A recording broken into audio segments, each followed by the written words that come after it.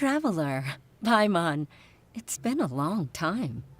Oh, hey, Hoishin. Long time no see. Fancy meeting you here. How's work these days? Thanks to the help of people like you and colleagues like Ganyu, better all the time. But I've been feeling distracted at work lately. I just feel constantly agitated. It's a long story. But my father, he's thinking of stepping down from the Tianshu position due to health issues. Huh? What's wrong with Uncle Tian? Nothing specifically. He's not unwell. He says he's just increasingly low on energy these days. He's always said, old age comes for us all in the end. Still, I just can't help but feel a little emotional watching it happen to him. Anyway, my father's currently on the second floor of Yangsheng Tea House. Why don't you come pay him a visit with me? He seems very fond of you, too. I'm sure chatting with you will make him very happy. Sure, let's go.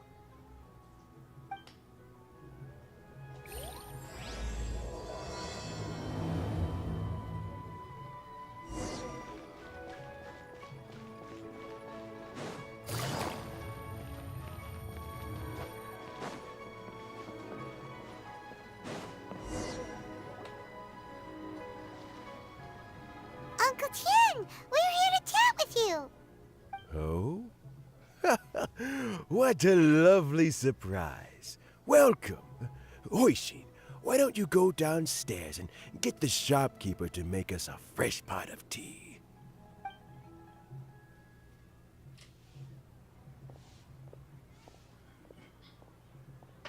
I heard that you've been traveling all over the place recently. I would very much like to hear your adventure stories. Everything okay? Hoishin told you, didn't she? Don't worry. I'm quite all right.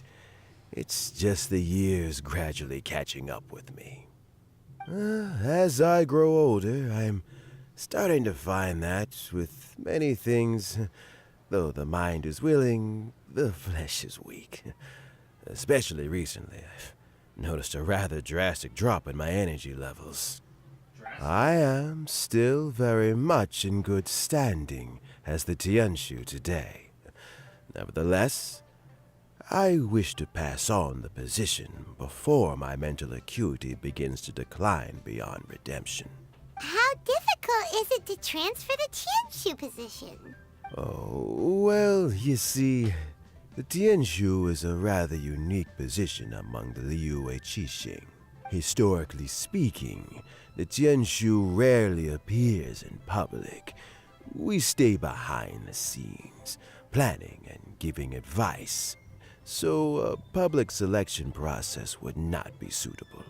We also want to keep any prospective Tianshu candidates free from influence by outside forces, so we tend to be as discreet as possible in their assessment and appointment.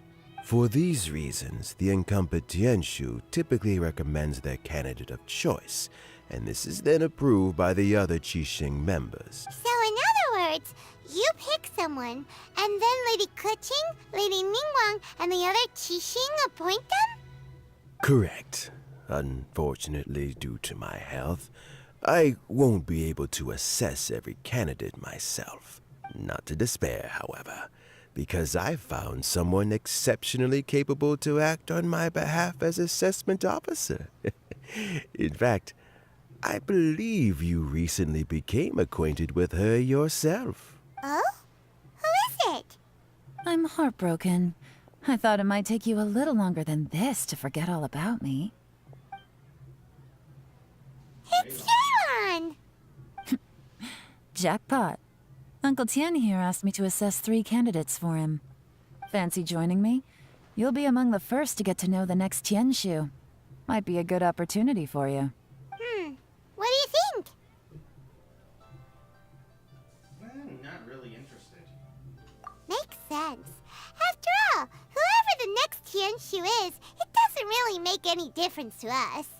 Still, Paimon's really curious to see which candidates Uncle Tian picked, so All right then. Though, I gotta say, Uncle Tian, you say you're into behind-the-scenes planning? My work's of the covert variety, too. Don't you think I might make a good Tianshu? Huh? Yelan, you want to be the next Tianshu? No, she doesn't. I'm not opposed to the idea, but I suspect Ningguang wouldn't let you go very easily after how long you've been working together. So, how about this? If your investigation reveals that none of the other candidates are qualified for the position, I'll recommend you for the job. Deal. Well, you guys take your time. Everything's all set for the assessments to go ahead. Meet me on the first floor when you're ready. Until then, have a pleasant conversation. Oh, and no need to pay for your tea. As the new owner of this fine establishment, this runs on the house.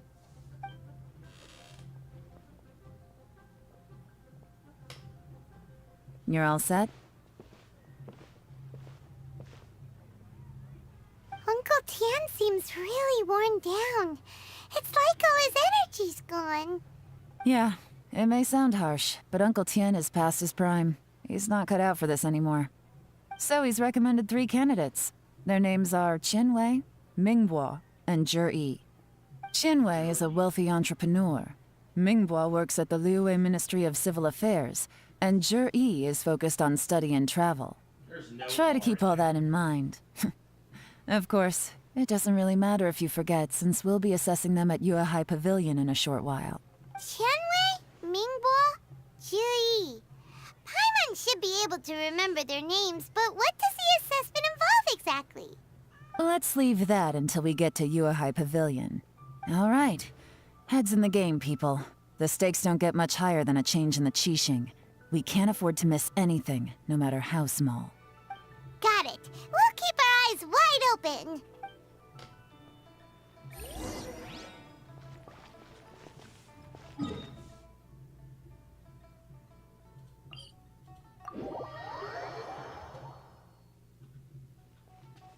Take it easy.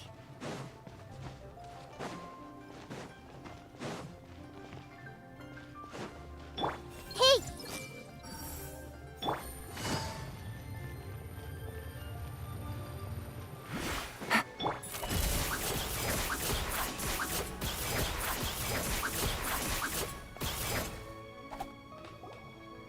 My legs are getting sore. What is wrong with this assessment officer? This is a huge occasion and I don't even get a chair. I've dealt with all kinds of people in my time, but never have I been made to stand while I'm waiting for an appointment. You're no good. Oh, I think it's You're fine. no good. That's called being complacent. If you're happy to just accept the way things are, you'll never be able to change anything in the future. Oh, come on. That's just... Now you're just being unreasonable. All right, you two. Let's not get into a big argument over this. It's not worth it. Qianwei, that was a bit uncalled for. And Mingbo, cut him some slack. We've all been standing around for a while. It's natural to be getting irritable. Look, how about this? There's no rule saying we're obliged to stand up while we wait, so why don't we borrow some chairs from the guild nearby? Fine. They're not the best quality chairs, to be sure. But under the circumstances, it would be better than nothing.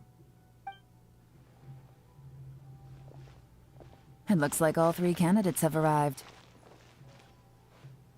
These 3? We'll meet them formally soon. Before that, let me run you through the assessment process. Eavesdropping. I've split it into 2 stages: current affairs and planning, and face-to-face interview. In the first stage, candidates are required to submit a manifesto for Liyue's development. In the second stage, we will ask them some questions in person. Writing a manifesto takes time, so I informed them of this requirement in advance. These are the reports they submitted. Wow! One of them is really thick! It's also worth mentioning a stipulation I gave them. Whoever is appointed as the new Tianshu will be expected to implement their plan as put forward in their manifesto. Failing the occurrence of some cataclysmic event, they will not be permitted to change their plan. Therefore, These 3 piles of documents in front of us represent where each candidate stands on key policy issues. There's still some time. Have a skim through, get a first impression of what each person's proposing. I'll be waiting off to the side. Just let me know when you're done. Alright, I'm actually going to read these.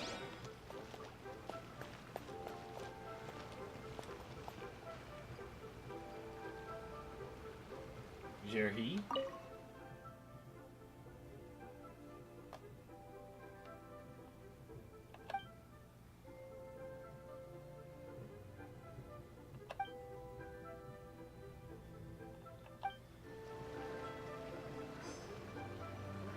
Jerry's is the one that's looking good.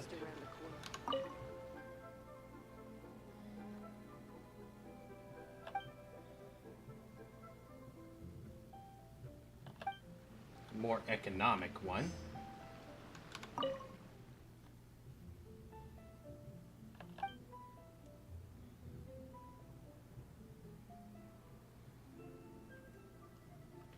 More community centric.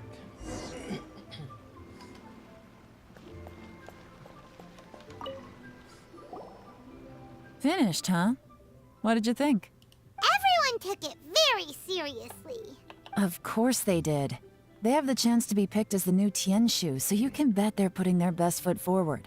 And keep in mind, whoever gets in has to execute their plan as written. Nobody wants to have any regrets. That's for me to know and you to find out. We can talk more after the interviews. We'll see the candidates now. Let's do one at a time. Start with Chenwei. Yes, ma'am. Think he's the economic one? Oh? So you two are the assessment officers, are you? There's that attitude. I had assumed that given the great import of this situation, Lady Ningguang would perhaps be assessing us in person. I certainly hadn't imagined I'd be seeing 2 entirely unfamiliar faces. I trust you've read through my manifesto?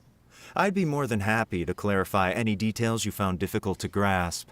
It was written with an expert audience in mind, after all. Oh, you hella ego. Mind your tone, mister. Relax. It wasn't intended as a personal slight against anyone in particular. I was simply stating a fact. Did you learn this from Cloud Retainer? Cloud Retainer? You know this Adeptus? Oh, yes, I remember now. You must be the traveler that people are constantly talking about. With your sterling reputation, you must have a respectable level of erudition. Perhaps you will be able to understand the concepts I have put forward. Yeah, although I shouldn't get my hopes up. Oh, Alright, is it my turn? the people. Yes. Please introduce yourself. I'm, Mingbo. I work in the Ministry of Civil Affairs. I've worked there for, 9 years, 5 months, and 3 days. In that time, I've handled, 2,347 cases. I have 12 active cases at the moment. They should be concluded in, 16 days? My current work is related to urban planning, and I'm also responsible for, auditing the accounts. To be more precise, there are 3 parts to the accounts, namely... Is it just Paimon, or is he not very good at public speaking? You know what? Let's leave the self-introduction there and move on to some questions. Oh, okay. Sorry.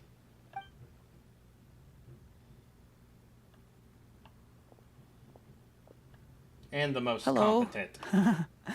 Not gonna lie, I'm feeling a little nervous. What would you That like was to the know? last guy. You're here to assess me, so ask away and I'll answer your questions to the best of my ability.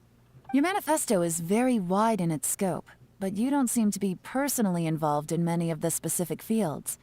How can you be sure that you have the ability to put your plan into action? Ooh. Very fair question. I completely understand where you're coming from.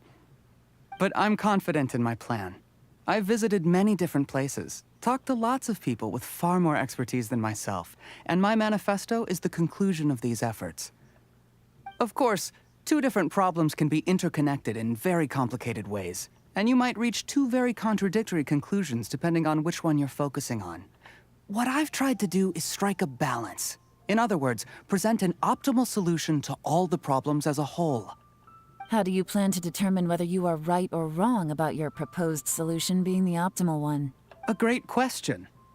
Well, I'd start by having my colleagues and the secretaries of the Yuehai Pavilion evaluate any proposals before implementation. Post-implementation, it would all come down to the results. If it turned out that my judgment was to blame for poor results, I would take responsibility. Nice answer. All right, next question. He seems like a great guy. Everything he said was thoughtful and logical, and he was just a pleasure to listen to. I agree. Here's but my I take feel on what we like just learned. Something might be off. As you saw, Qianwei is highly knowledgeable. He proposes many excellent ideas in his manifesto, which effectively target the big issues. But he is very proud and incredibly stubborn. He doesn't care much about other people's feelings. Mingboa's plan is more thorough and more measured. You can tell he's meticulous in his work, very detail-oriented. But he and Qianwei are otherwise polar opposites. Mingboa is not very articulate and comes across as very timid in conversation. Perfect summary. Paimon couldn't agree more. You're good at this, Yewan. Last but not least, Zhi. His manifesto is full of pertinent details, his methodology is sound, and his proposals cover a broad range of fields, which is quite a rare feat. The depth he goes into in each and every area means it can only be a product of painstaking work. Plus, he is modest and good at dealing with people. But what really interests me is that many of his views happen to coincide with Uncle Tien's.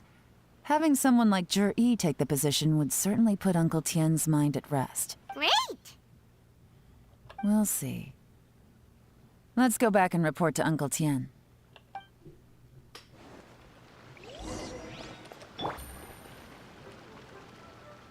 Huh, she really does have a mole right there.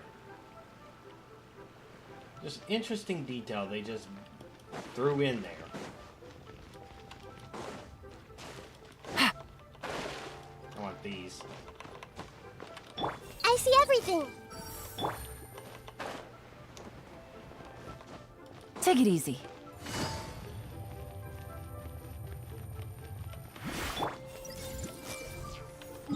Alright.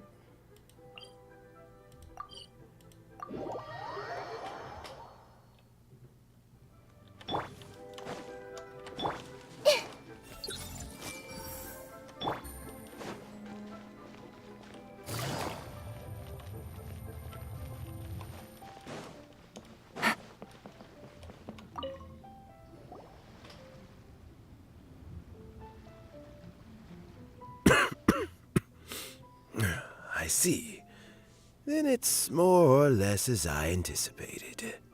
All right, then let me ask this. The ideas in Zhi's manifesto are very similar to your own. Is there any particular reason behind this? Oh, I didn't want to say anything when I gave you the list of candidates, for fear of affecting your judgment. But I can tell you now. Those 3 candidates have all studied under me in the past. It's only natural that they share some similarities with me. But Qianwei went on to focus on his business, and Mingbo has always been occupied with his work at the Ministry of Civil Affairs. Of all of them, Zhi was with me for the longest duration. Whoa. So how did you get to know them all, Uncle Tien? Qianwei was referred to me by an old friend.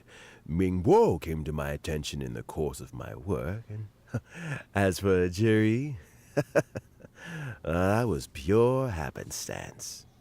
We first met while fishing, and gradually as we got to know each other, we started discussing all sorts of topics. Zhi came from a poor family, and his parents died when he was very young. But he was a gifted student and a fast learner. He reminded me of a younger version of myself, so I started out giving him a few words of advice when we were out fishing and noticed how quickly he got on. Sounds like he's family. Quite. And now, all of a sudden, he's grown into a mature young man. It's a joy to see, but it also gets one thinking. The young are growing up, and I am growing old. How time flies. No one can escape the cycle of life. I don't know, Uncle Tian. You still seem in pretty good shape to me. You might have another few years of work left in you, don't you think? Oh, you. There's really no need to console me. Having less energy than I used to isn't such a bad thing.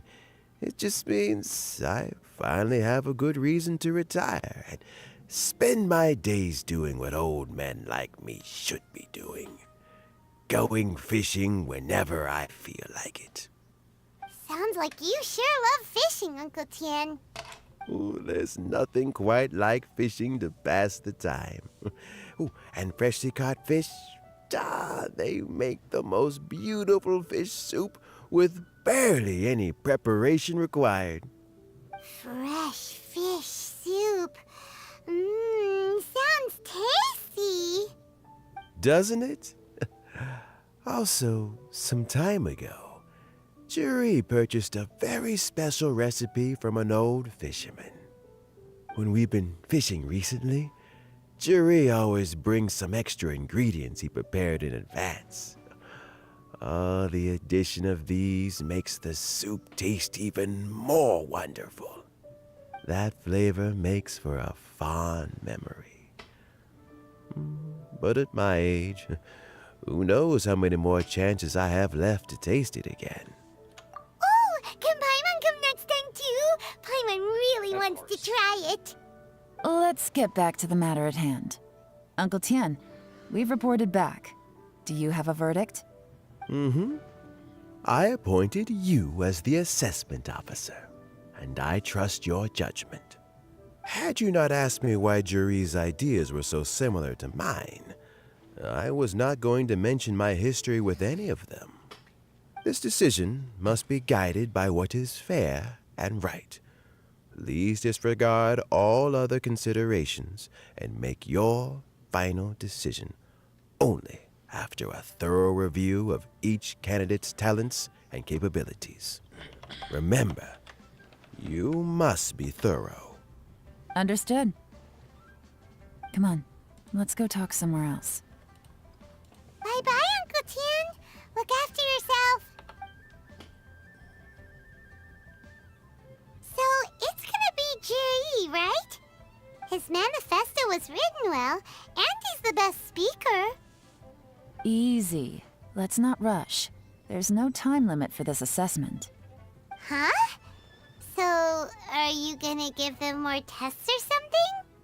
No, nothing like that. The assessment itself is complete. But let me give you a word of advice. Things are not always as they Yeah, appear. that's my assumption. since The this is biggest a no-no in long intelligence quest. work is to only get information from the person of interest themselves. The truth is almost always hidden beneath many layers of deception. You have to get information through many different channels. For example, Wenyuan, Shanghua. Yes? Lady Yelan, what are your orders? Ugh! Who are they? Where did they come from? Did they scare you? These two are Wenyuan and Shanghua. They work for me. As my trusted assistants, they are always standing guard nearby.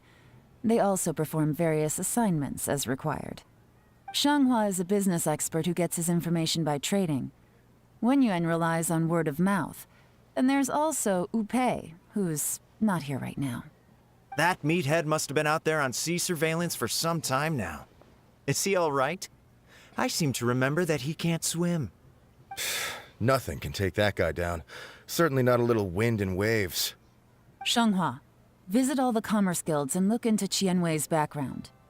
Wenyuan, go to the Ministry of Civil Affairs and look through Mingbo's work files. Yes, ma'am. So what about Jerry? That's our target.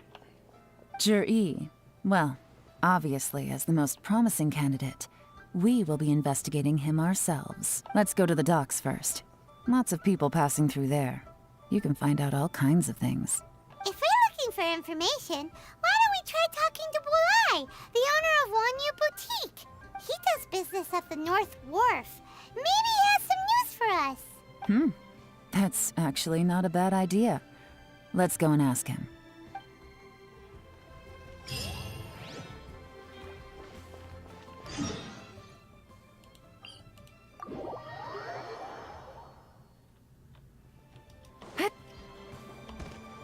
Huh? What's Bulai doing here today?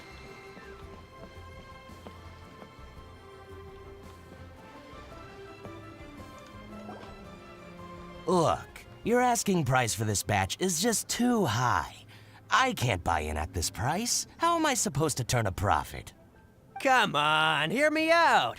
I'm telling you, this is the single best batch of Sunsetias ever.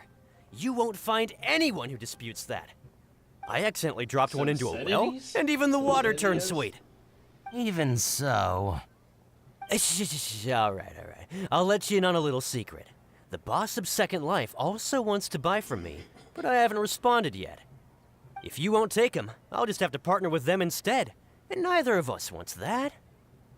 Okay, well, when you put it that way, I'll accept your asking price. I'll take all your stock. Don't Dude, sell a he got single hacked. one to Second Life. Really? Oh, what are you doing here? Watching you get hacked. And to be clear, these Sunsetias are mine. I got to them first. Don't get any ideas.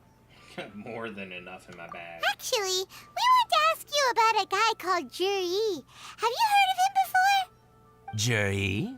Yes, he's quite well known. I've heard a story about him. They say he was born into poverty. His parents died when he was young, and he was treated cruelly by the local community. One of his neighbors was terribly rude to him all the time, but Juri never retaliated. And when his neighbor went bankrupt, he even helped support the family. He returned cruelty with kindness, injustice with peace offerings. A gentleman of talent and character, and... how did I not notice him sooner? In fact, maybe I'm not too late. If I could hire him to be the brand ambassador for Wanyo Boutique. Oh, he sounds like a decent man. We can finally breathe a sigh of relief. Let's get a few Why are more. you asking about him anyway? You aren't looking for a brand ambassador too, are you? Well then, in that case, the higher bidder takes the... that's Juri right over there. Why don't we go and talk to him? Where? It's him, all right. Looks like he's chatting with Linlong. Come on, let's follow them and listen in. Try not to let him see you. We want this information to be as truthful as possible. I'll just go and fetch an employment contract. And hey, don't try and cut me out of this. Hey! I understand. Let's walk and talk.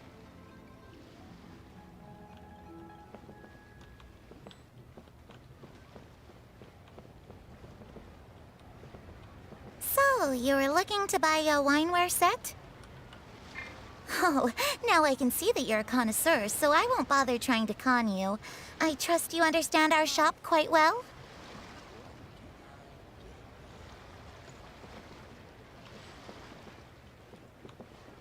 The truth is, an old friend of mine, who likes to have a drink now and then, he fancies himself as a man of culture, but doesn't care for needless extravagance. So I thought I might buy him a set of high-quality... What's the hurry? Don't get too close, or he'll see you. Whoops. My friend. Just one. Try not to let him see you. We want this information. I understand. Let's walk and talk.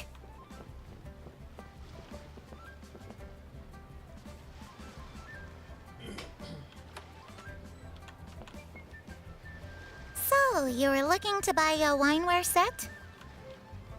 Oh, now I can see that you're a connoisseur, so I won't bother trying to con you. I trust you understand our shop quite well?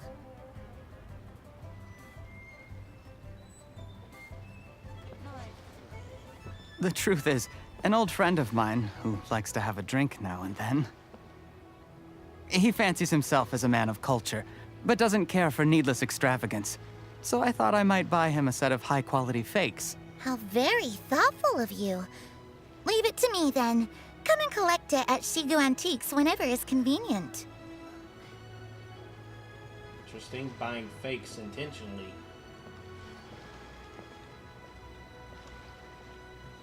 Thank you very much, Miss Linlong. It's my pleasure, Mr. Juri. These days, it's quite rare for someone of your standing to still keep up with their old friends. It's nice to see. I'll be sure to pick out a good set for you. You can count on me.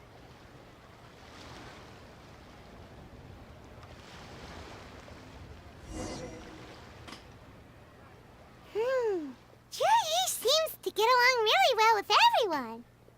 No, we need to hear what Are he you says when he's satisfied alone. now, Yelan? Seems like everyone thinks Juri's a great guy. We shouldn't jump to conclusions just yet. Let's go check out the wharf where he usually goes fishing. Do we have to?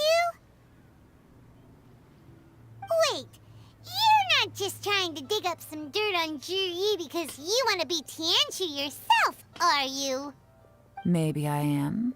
Maybe I'm not. But hey, if I do become Tianshu, I'll look out for you guys. You'll be able to try all the finest food for free. How does that sound? We will? Well, come on! Off to the South Wharf we go!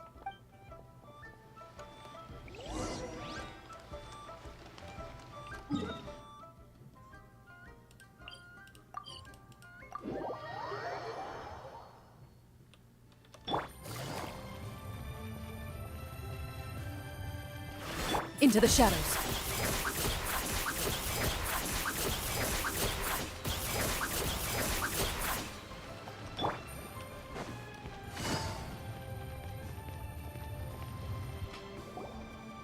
The wharf is as busy as ever. I hear the anglers here sometimes sell their fish to the nearby fishmongers. Let's see what Uncle Soon has to say.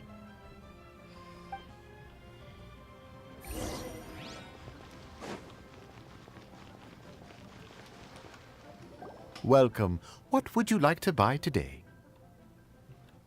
Information. Oh, right.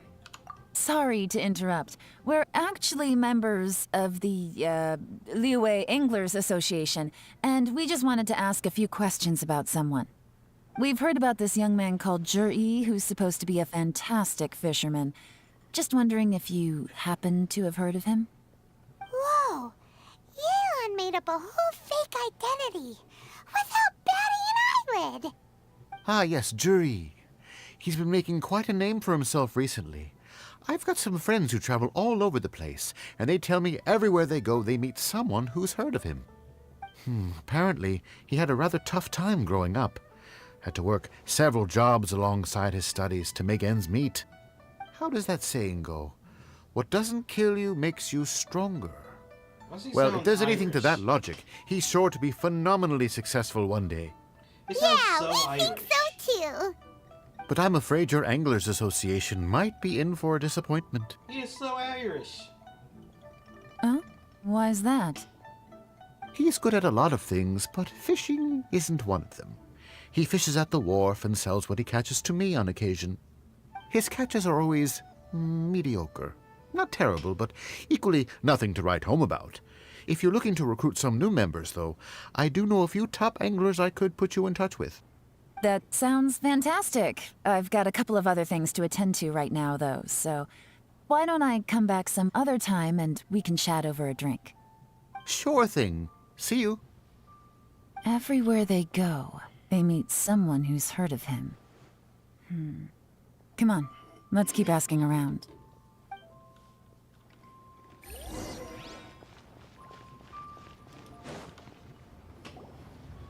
Here to buy some fish? It's 300 for one or 3 for 1,000. You better hurry. When they're gone, they're gone. Wait, 3 for Hello, 1,000? we're That's a from worse the deal. Society for Fish Price Research. We'd just like to ask a few questions. Wow, she switched identity again. Society for Fish Price Research? I haven't done anything illegal. Stay out of my business. Please, don't worry. We're just here to conduct a simple survey. We've heard about a certain Jur-E who's been selling fresh fish at low prices in this area recently. Do you know anything about this? So this isn't about me. You should have said something, you know. I know the guy. I can tell you what I know. I haven't heard anything about him selling fresh fish at low prices, but it wouldn't surprise me if it was him. Oh? Why is that? Because he's so poor. His parents died when he was very young, and his alcoholic father still owed a huge amount of debt. No one wanted anything to do with him. He was still a kid when he first came to the wharf. His clothes were ragged, and he had a bandage wrapped around his head. And he managed to survive, thanks to Uncle Tien, who gave him some food. But still to this day, he doesn't have a lot of mora to his name. I mean, he can afford to eat and everything, but you'll often see him haggling with others over just a few mora. So, I wouldn't be surprised to find out he's been selling a few fish. It's not like he catches much anyway, so it's not going to affect my business. Don't tell him I said that. You'd rather he didn't know? Well, I spoke to him once, briefly, and I just had a feeling that he really cares what other people think of him.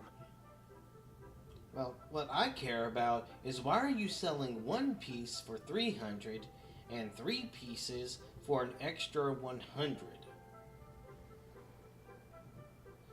Why are 3 pieces 1,000 when one individual piece 3 times is 900? What kind of scam you running?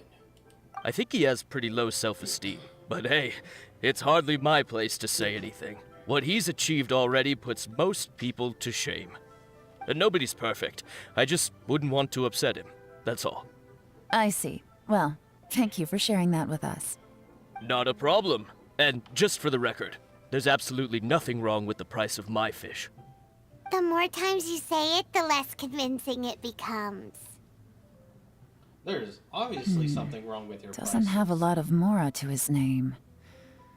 Okay, let's keep going. I don't like this guy. Ooh, child. Perfect. Hey, it's you guys! Wait, what's the phrase? Oh yeah, honored to meet you. Isn't this a kid who What likes, brings you to me? blacksmithing? The truth is, we are but newcomers to this territory. We heard tell of a great martial artist, Master Dugu, who knows everything there is to know. Hence, we sought you out to ask for your guidance. Really? People said I know everything there is to know? But of course. We also heard that Master Dugu is a kind and virtuous swordsman who never turns away anyone who comes with questions. Great! So what do you wish to know? Nothing happens on this street that I don't know about. Now she's lying to a kid. I guess it's a white lie. So, Master Dugu, have you heard of one by the name of Jur-E? Sure have. You mean that guy that all the grown-ups are talking about these days? I've heard many tales of Juri. For example, I can't remember. Probably 'cause it's nothing that important. I prefer stories about sword-fighting heroes. Oh, I can completely understand that. Then let me ask you this. Do you remember roughly when the grown-ups started talking about Jur-E? Oh yeah, I know that. It was about 2 or 3 months ago. Before that, people always used to talk about Juri in a kind of nasty tone of voice. But 2 or 3 months ago, suddenly everyone started to like him. Sometimes he gives me candies, so I'm glad that people are starting to like him now. Just as I thought. Huh? What do you mean? I mean, Just as I thought, Master Dugu is indeed as kind and virtuous as the legends claim. I'm not that great. Oh yeah, one other thing. These days, there's a lot of people I've never seen before talking about jury stories in the street. They seem like nice people. Oh, definitely. Great! So next time I see them, I'll say hi. And I guess I can share some of my candies with them too. Certainly. You can also tell my friend in Yansheng Tea House about what they're up to. I'm sure my friend would also like to say hi to them. Thank you, ma'am. You're welcome. Well then, fare thee well, Master Dugu. Until we meet again. Yeah, I figured this story was... It's a Yelan story, and I Any of figured that it... sound strange to you? Yeah, I heard it. Strange? What was strange about it? Juyi seems to have a great reputation. Uncle Soon and Uncle Gao spoke highly of him, and Dugu Shuo seems to like him too. True. But the issue is, where did his sudden celebrity come from? It almost seems too good to be true. Yeah, seems like he got the heads up a few months ago and decided to, work on his reputation to try and give himself an advantage. Sudden? Too good to be true? What do you mean? So he returns cruelty with kindness, and had to work to support his studies. These are the kinds of things that make someone well known in their hometown. But Uncle Soon said even his friends who travel far and wide hear about him wherever they go. That's a little over the top, if you ask me. Do you remember what Dugu Shuo said about Zhiyi's stories? Clearly they left him with a good impression of the guy. But beyond that, he wasn't interested in the details. That's the reaction I would expect from any normal person. Plus, there's the fact that all this praise of Zhiyi has only been happening within the last 2 or 3 months. His childhood, his studies, the thing with his neighbor, none of these are recent events. So why are these stories only going around now? When you put it like that, it is kinda strange. Of course, if that's all there was to it, I wouldn't look into it any further. Zhiyi was born into a poor family. Paying people to get his stories out there is within the rules of the game as far as I'm concerned. The problem is, do you remember what Uncle Gao said about him? He's stayed poor his whole life. Everything he's earned he's either spent on studying, traveling, or paying off debts. I don't think he has the mora to pay for a publicity campaign. Right. And that changes everything. It can mean a powerful faction is trying to gain influence over the Liu Xixing. That's the worst-case scenario. But all too often, the most pessimistic speculation turns out to be closest to the truth. Someone's trying to gain influence over the Qixing? That sounds serious. What should we do? Even if we asked Zhiyi about it, surely there's no way he'd admit it. First, we need to find out who's supporting him. Don't worry, I've got a plan. Alright. Remember the current affairs and planning stage of the assessment? Since the successful candidate is duty-bound to implement their plan after taking office, their manifesto tells us their stance on key issues. Gonna say, I personally did not catch the detail of him somehow being able to afford a publicity campaign, though I didn't really think he was paying for one.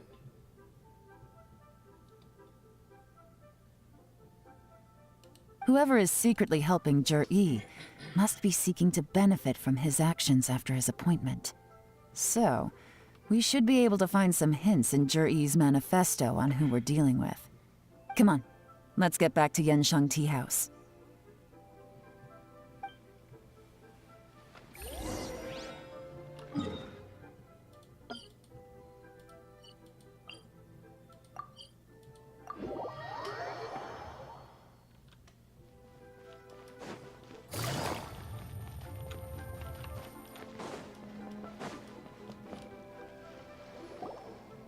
Zhiyi's manifesto covers a huge range of topics. Looking for details that don't add up will be like trying to find a needle in a haystack. I'll divide the reports into 2 piles. You take one, I'll take the other. When we're finished, we'll put our heads together. Officially, the assessment is already over, and I'll be expected to announce the results before long. So we have to get to the bottom of this as quickly as we can. Yikes! We better hurry! Whatever else Uncle Tian might think of Zhi, the fact remains that he's one of his favorite students. Any evidence he's left is not going to be immediately obvious. We'll have to look carefully and think critically.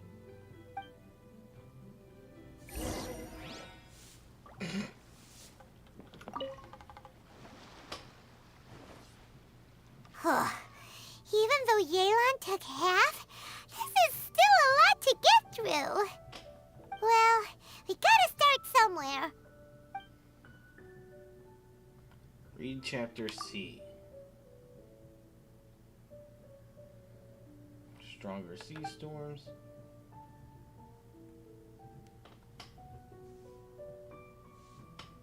Are sea monsters being stirred up by the sea storms? Why are you mentioning monsters?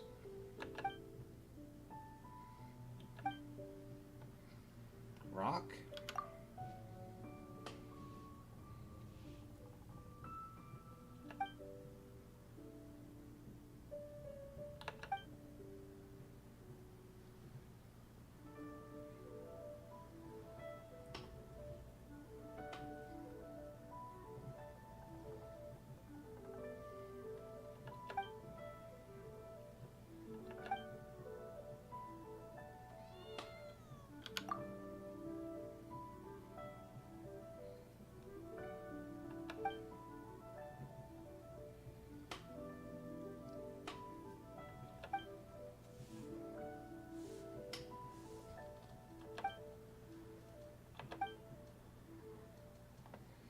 Okay. The first two are a bit weird, especially the second, but that one was all clean. Oh, this reading is giving Paimon a headache. Let's take a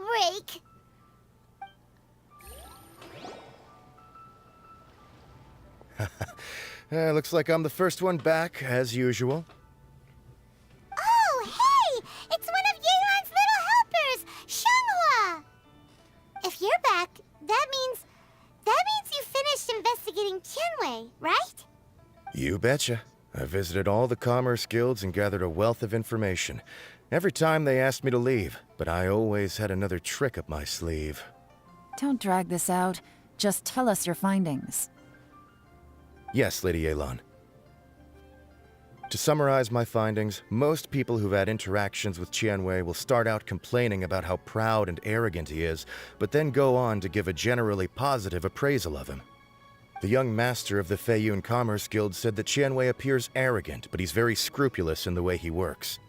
Once he signs a contract with somebody, he treats them fairly regardless of their background. Who'd have thought? Is it possible that his reputation is fake? Is there any way you can check the accounts of the businesses under his name? In theory, that should be very difficult. But here's the thing. I asked around and found out that almost all of Tianwei's accounts are open to the public. Where he buys from and sells to should be confidential business information, but he doesn't seem interested in protecting it at all. Tianwei often sees business opportunities that others don't, but once he's made enough mora off of it, it's like he gets sick of it and releases all of his trade secrets. It's like he wants people to know that they still can't beat him, even if he shares all of his secrets. The fact that someone like that can still make mora is pretty infuriating when you think about it. What a strange guy. It's like he's not doing business to make mora, but instead... to validate his theories. No wonder his manifesto contains so many insights. It's all the result of his first-hand experimentation. I'm back! Huh? How come you're here? Why do you think? Obviously, because I possess superior skills and am always one step ahead of the competition. Well, when you're the competition, at least. You... whatever. I'm not getting into an argument with you. If I hadn't had something else to take care of on the way, I would have been back long before you. Lady Yelan, I have finished investigating Mingbua. Well, we're all ears. The Ministry of Civil Affairs says that Mingbua struggles to get his words out when he gets nervous, especially when he's chatting with strangers. But after a few days of getting to know him, you can pretty much have a normal conversation with him. On the whole, the feedback from the Ministry of Civil Affairs was very positive. He always considers the things that everyone else overlooks.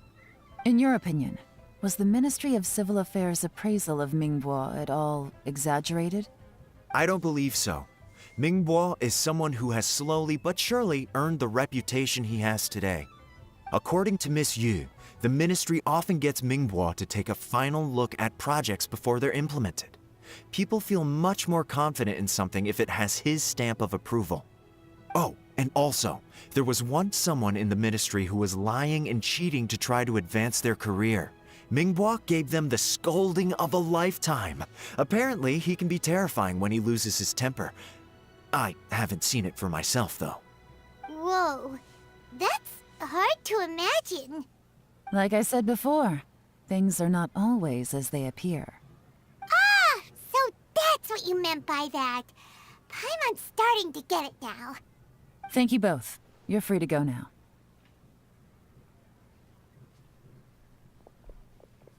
So, have you finished reading the manifesto? We still have a bit left.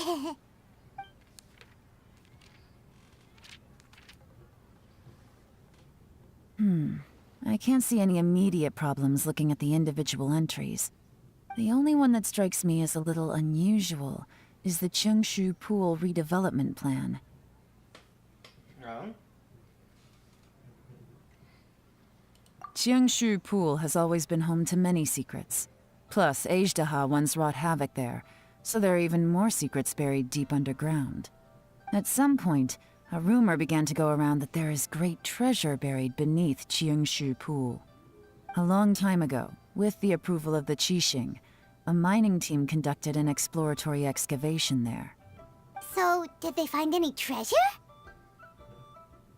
None. The ruin was completely impenetrable. The only way they could have gotten through the solid rock would have been by blowing it open with a special kind of explosive.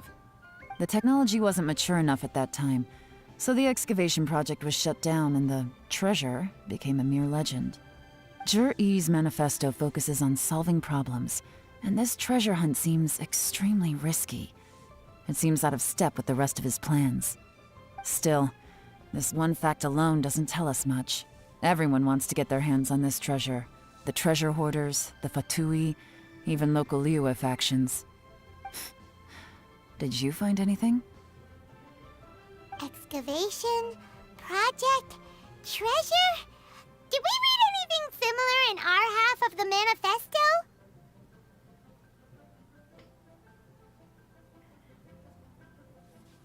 The rock. Oh yeah! Zhi-Yi said the Blackcliff Forge workers should get right of first refusal if any suitable projects come up. Did he now? Well, that makes everything much clearer. So Zhi-Yi wants the Blackcliff Forge to excavate the treasure of Cheongshu Pool. Does that mean the Blackcliff Forge is Zhi-Yi's secret supporter? No, not likely. I've looked into the Blackcliff Forge before. They aren't involved with any powerful factions at present. They do possess some specialized explosives, but it would seem more trouble than it's worth to put so many resources into a risky project like this. Still, since the clues are pointing toward the Blackcliff Forge, we should see where they lead. We may well find something new. Qianwei and Mingbo both turned out to be completely different than what we thought. What about Zhi-Yi? Is there another side to him too? Welcome to Second Life.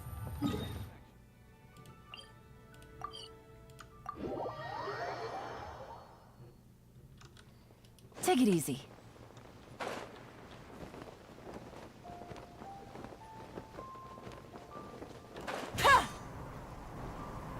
This is the Blackcliff Forge. Let's look around for clues.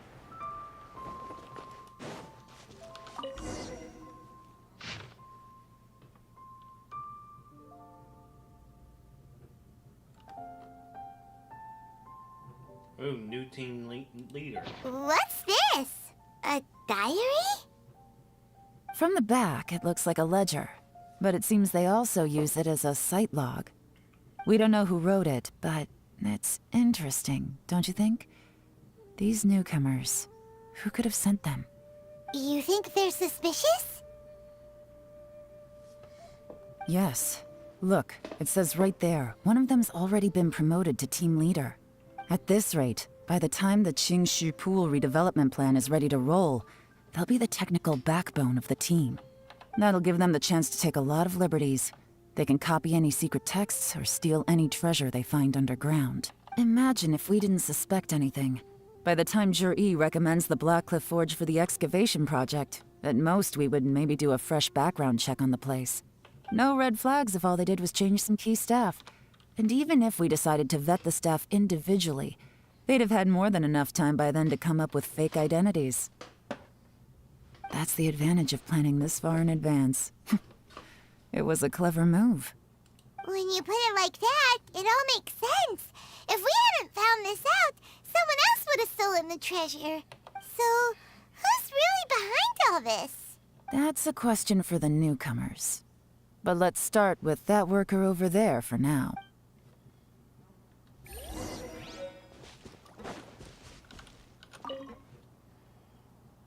Excuse us. We want to ask you about the newcomers. You want them to teach you or something? I gotta say, these newcomers are in tip-top shape. Fast learners, too. They're picking up all the skills unbelievably fast. My only complaint is that they're always going out drinking at night. But they never let us join them. I guess they just need some time to adjust. I'm sure we'll get to know each other over time. They go out drinking. This area isn't exactly renowned for the nightlife. I'm guessing it's a long trip to the nearest tavern. You got that right. They tell me they go all the way back to Liyue Harbor to drink at Wanmin Restaurant. It rained after work today, so they actually stuck around at the site for a while. But as soon as the rain stopped, they went out drinking again right away. Hey, you're only young once, right? I say, if they can hack it, let them at it. Interesting. Let's go talk somewhere else. Yeah, they're not going drinking. Looks like our hunch was on the Mora. These newcomers are very suspicious. Drinking in Liyue Harbor, huh? Some cover story. I'll wager they've been going to intelligence updates. Good thing it rained today. It means they'll leave footprints. I doubt they'd give themselves away that easily, but let's follow them and try our luck.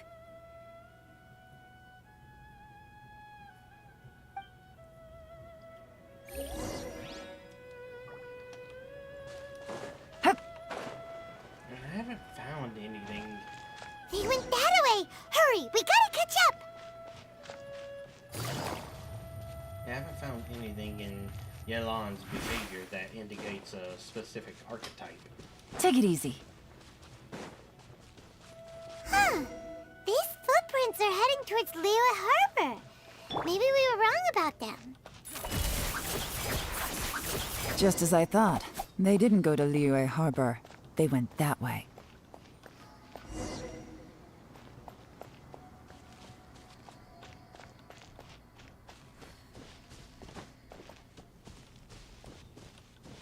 I don't remember people being here. Come on.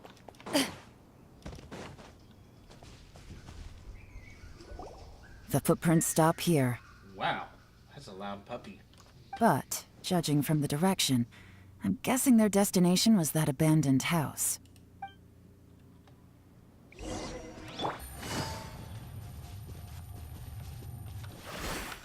Everyone hold hands!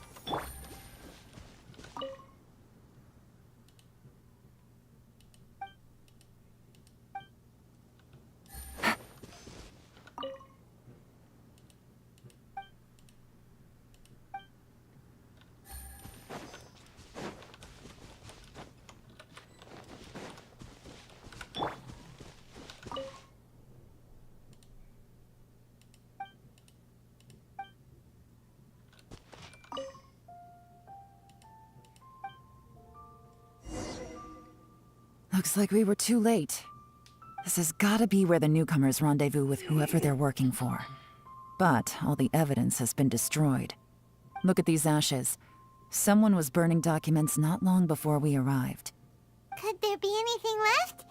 Maybe the wind could have blown the fire out before everything was finished burning. The odds of that are very slim. It's practically impossible. I've checked. All the paper's been burned. There's only ash left now. Why don't we wait for them back at the Black Cliff Forge? They've got to go back there sooner or later. We can't count on that. Clearly they were based here at one point, but it's mysteriously abandoned now. To me, that says that whoever's behind this has moved them somewhere else to throw our investigation off course. Darn! Guess this is where a trail runs cold. Make no mistake, the purpose of our trip wasn't to find any solid evidence. We just need to figure out who's behind Jur-E. I smelled something peculiar the moment I came in. Those newcomers probably thought they'd be safe as long as they burned the letters. But what they failed to consider is that paper and ink from different regions produce different odors when they're burned. Really? Paimon can't smell anything. Do you smell anything? There is a certain place with a freezing cold climate where there's nothing but ice as far as the eye can see. Some wealthy people there put floral fragrance in their ink as a way of injecting a little romance into their writing. When that fragrant ink is burned, this is the exact odor that it leaves behind. Exactly. The evidence will soon be blown away by the wind, so it's nothing we can arrest anyone with. But it's all I need. Now I know who we're dealing with. I can plan our next move. Lady Yelan! Oh, thank goodness I finally found you. I thought I'd never see you again. Who are you? Third guy. Don't be alarmed. This is Upei. He's Wenyuan and Shanghua's colleague. I sent him to look into Jur-E's regular contacts. Since Jur-E likes fishing, Upei thought he might know some of the fishermen and sailors, so he took a boat out to sea to ask around. Yeah, he's not a smart one. I left him a note at Yanshang Tea House telling him to look for me at Black Cliff Forge when he got back. If there'd been an ambush waiting for us there, it means we'd have had some backup. So, what did you find out at sea? Forgive my incompetence. I'm afraid I've come up empty-handed. I asked all the fishermen multiple times, but none of them had any interactions with Jur-E before. Then the waves got so choppy I ended up falling overboard. Fortunately, someone managed to drag me out. When I got back, I heard that you'd gone to Black Cliff Forge and might need backup, so I went straight there as fast as I could. Didn't even stop to change my clothes.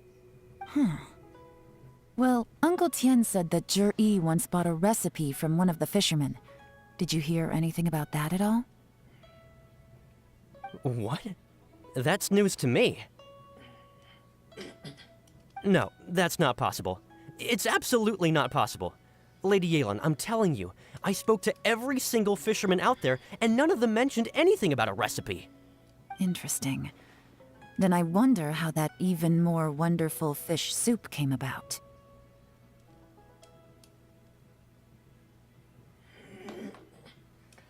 Fish soup?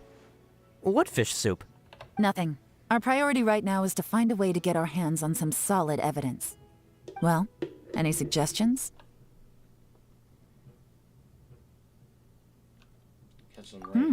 Not a bad idea. Upei, what do you think? Honestly, I've already tried following Jur-E, but the guy's too cautious. Never meets with anyone suspicious.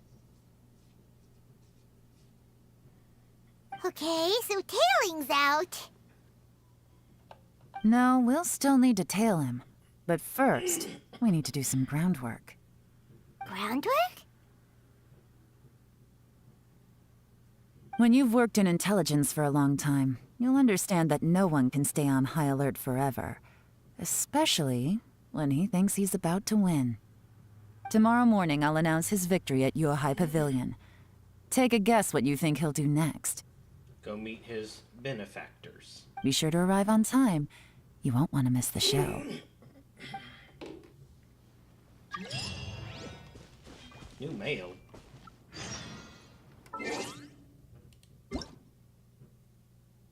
Chi-Chi.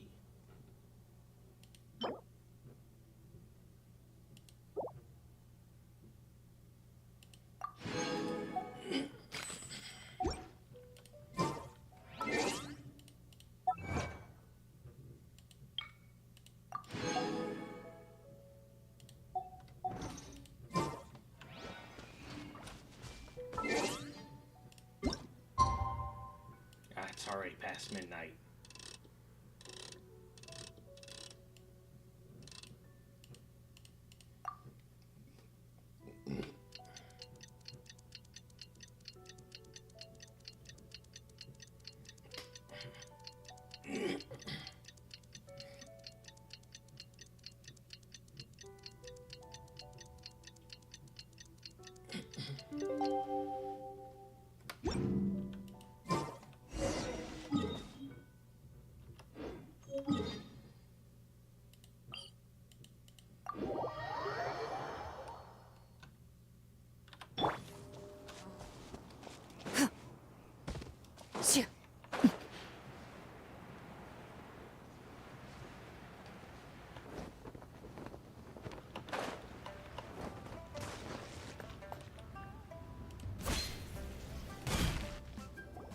It looks like we're all here. Well then, time for me to announce the results of the assessment process. I won't drone on about the importance of the Tianshu role. Suffice to say that Uncle Tian entrusted me with the monumentally important task of assessing the candidates. And now, it falls to me to give him a satisfactory answer. All of us here know the score. Don't beat around the bush, just get on with it. Qianwei has many pioneering ideas, but some of his plans are lacking in detail, and he easily gets into testy exchanges with other people. Mingbo is reliable, but not quite ambitious enough, and because of his personality, he struggles to win people over. In contrast, Zhi is evenly balanced across the board, and enjoys an excellent reputation in Liyue. After much consideration, I have decided to recommend Zhi to the Liyue Qixing. What? Oh, congratulations. Thank you. Honestly, I'm a little surprised to hear my name being announced. In my estimation, all three of us are worthy candidates for the Tianshu position. As your competitor, I've become keenly aware of your great talents. Would either of you entertain the possibility of working with me in the future and taking on some of my workload? I'll have to see. I'm in a bad mood. This is the last thing I want to be thinking about right now. I don't mind, as long as I can help. Okay, well, that's all from me. Zhi, you'll have some preparation to do. It won't be long before you're informed of your official appointment. I hope you will work hard and make Uncle Tian proud. I will live up to the Tianshu name. On this, you have my word. I should go. I need to pack my things, and then I think a celebratory meal is in order. Would anyone like to join me? Count me out. I'm not in the mood for a celebration. Zhi seems pretty relaxed now. This would be a good time to follow him. Hey, Traveler, tell me something. What exactly does that guy have that I don't? If you can't answer that, I'm not accepting this result. I, also wouldn't mind knowing. Oh no, if we get stuck here, we won't be able to leave.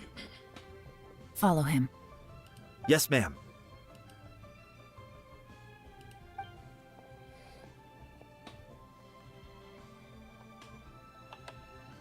We finally got rid of them.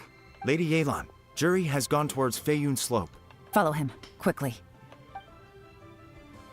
So Zhi really sided with the Fatui? But Uncle Tian thinks so highly of him. Why would he do this? Difficult to say, but everything should become a lot clearer when we find him.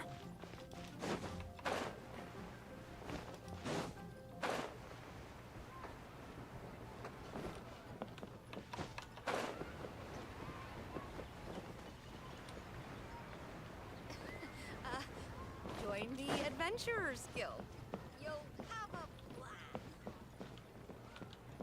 Jewelry's out of stock, but we have some new items in. You like cuisine is disgusting.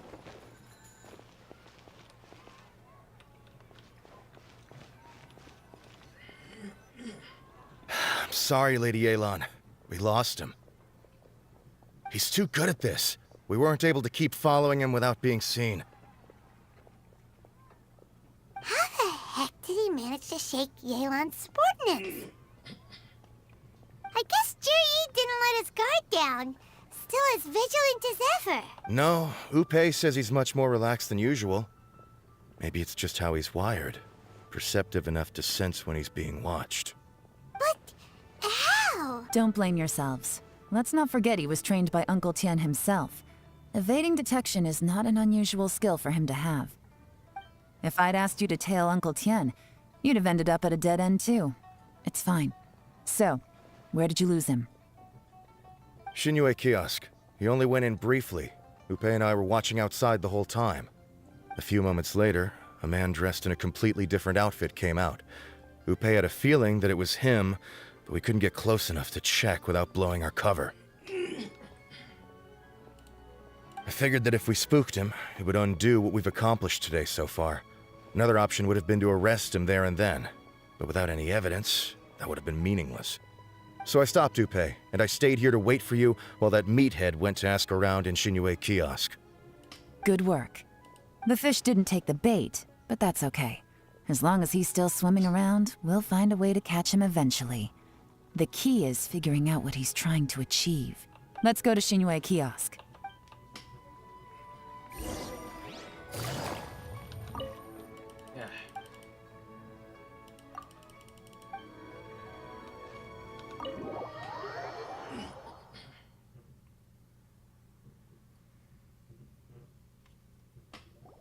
Could you explain to me how that works? A guy like him comes in, changes his whole outfit right under your nose, and you don't even ask him about it? Our customers are free to dress however they please. What grounds would I have to question him?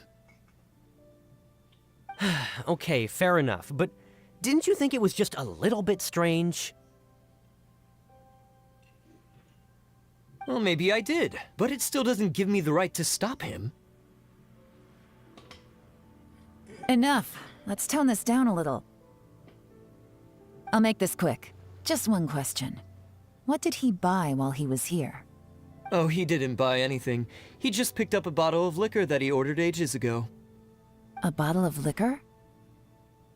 Yes, a very strong kind. Fiery, with a rich flavor. Not something the average customer would order. This gentleman ordered it in person from us a long time ago. He was only here today to pick it up. Liquor and wineware. I see. Let's go. Where to? Shigu Antiques.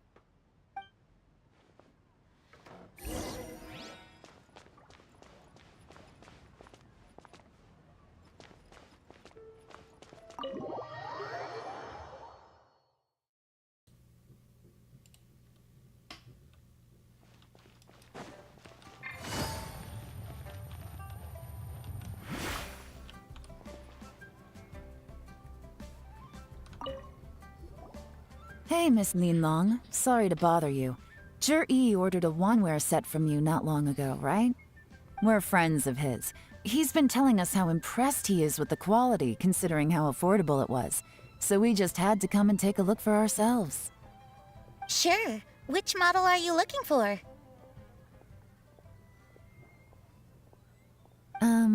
We don't really know a whole lot about wineware. Let's just go with Zhi's choice. Would you be able to show us the one he bought? Zhi picked up his set not long ago. As a quality imitation of an antique wineware set, it has the look and feel of a luxury item. Just so you're aware, we don't have many of this model left in stock, and now that Mr. Zhi has taken one, I'm afraid it may encourage the price to go up a little. Don't worry. Price shouldn't be an issue. I'm sure we can work something out. But I'm just a little hazy on one thing. Did Zhi's wineware set include wine glasses, or...? For this set, the wine glasses are sold separately. Minimum purchase is 1 glass, maximum is 4. Mr. Zhi bought 2. Okay. Thanks, Lin Long. Seems there's a little more to buying wineware than I first thought. We'll have to mull it over. Well, don't take too long. We could sell out any day now. All right, see you next time.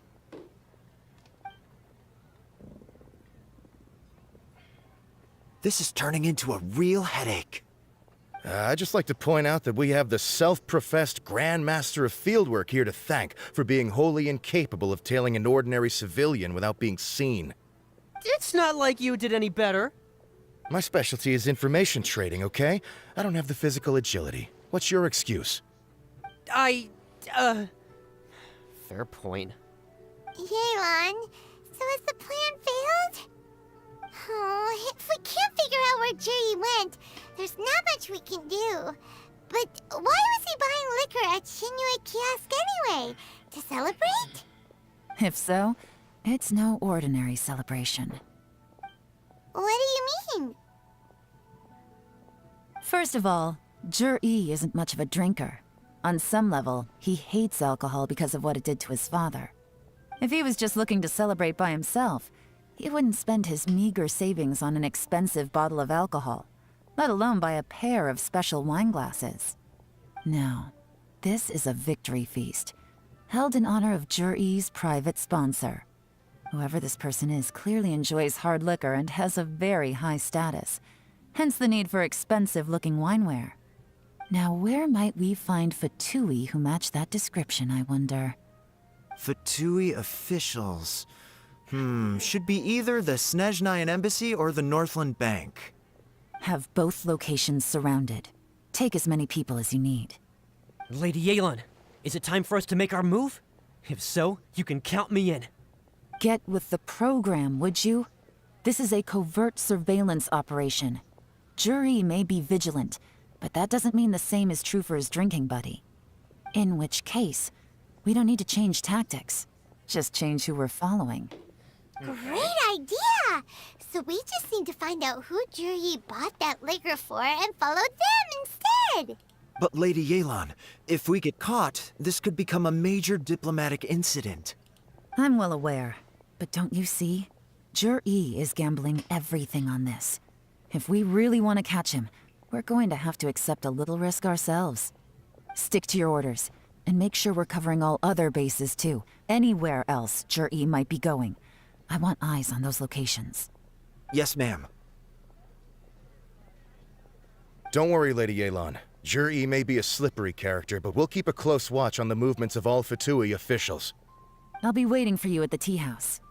If I'm guessing correctly, Fatui officials are likely to take action at night. You should go and get ready. Then meet me at Yansheng Tea House.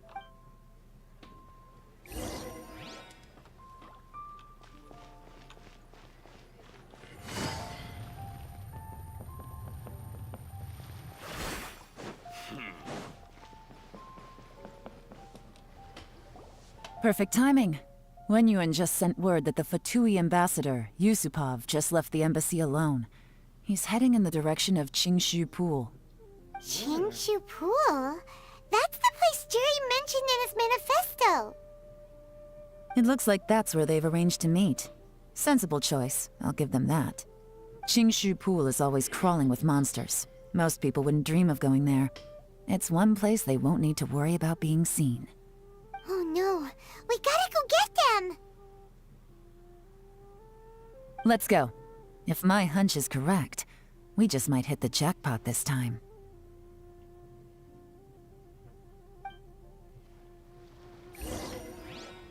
Come on.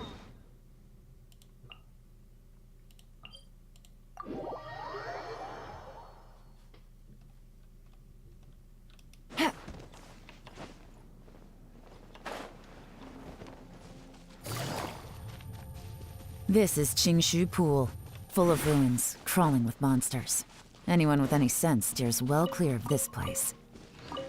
I've looked into the place before. There's a worker's entrance somewhere around here. Follow me.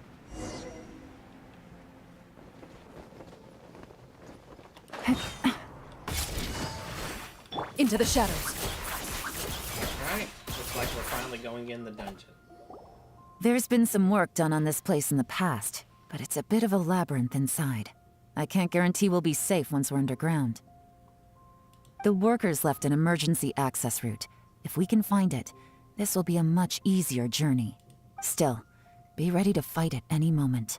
Any resistance needs to be taken out quickly and quietly. We don't want to attract too much attention. worry. We're all professionals here. By the way, Yelan, where are your 3 little helpers at? They have other things to take care of first. We couldn't afford to wait for them, but they'll join us later.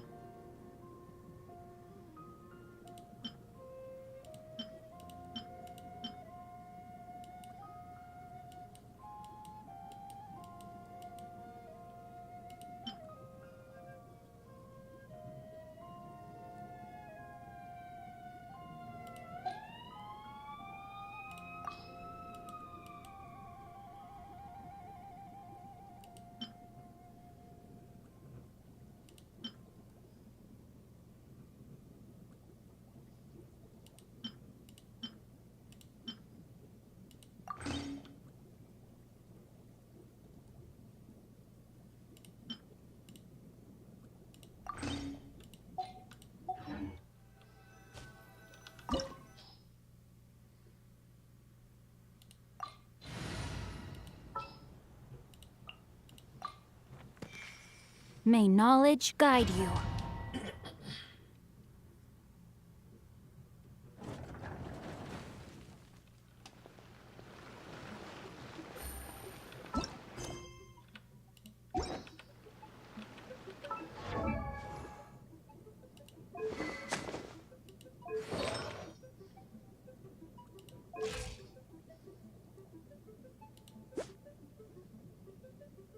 Much better crit damage on this one.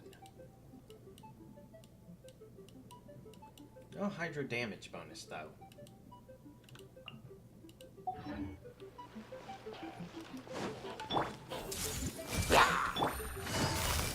Gotcha! Quietly now. No, my sword! Loaded! As I expected. But this shouldn't be too much trouble. You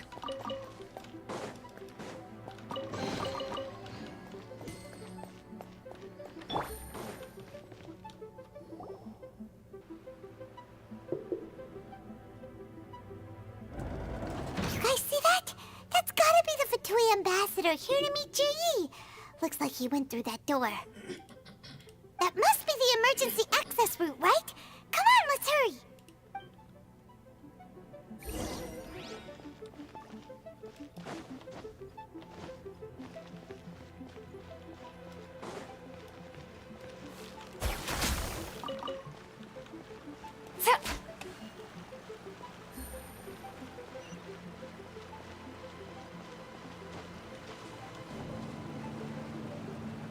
Alright, we're having a full puzzle dungeon.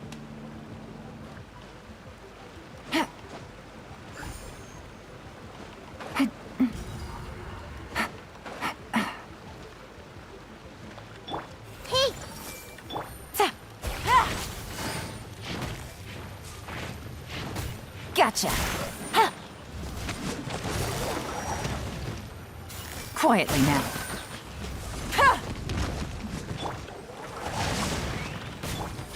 Ready.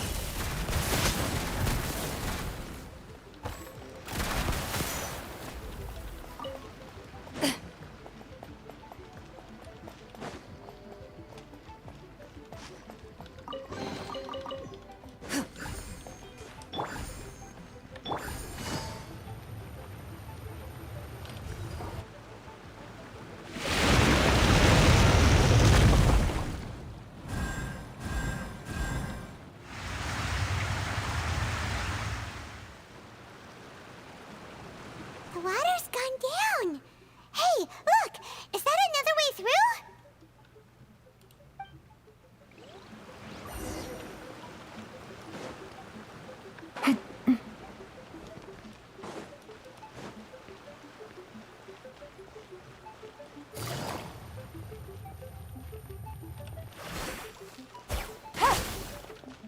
Take it easy.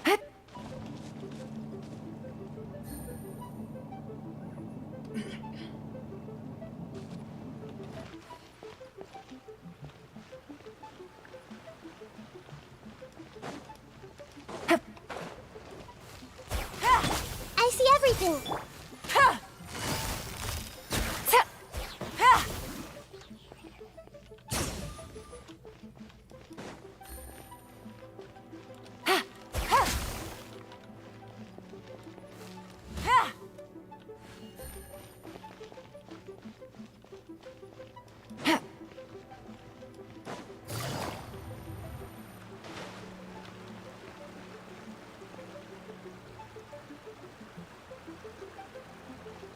Take it easy.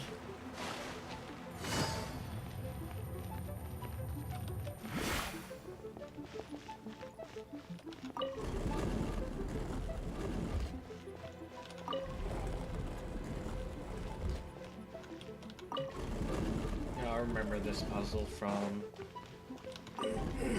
Inazuma.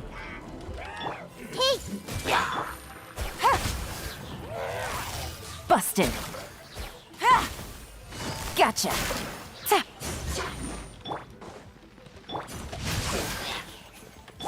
Loaded.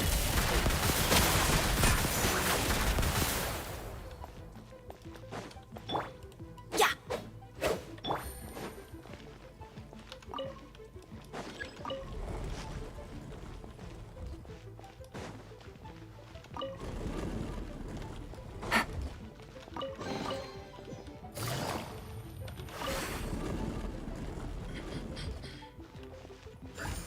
Take it easy.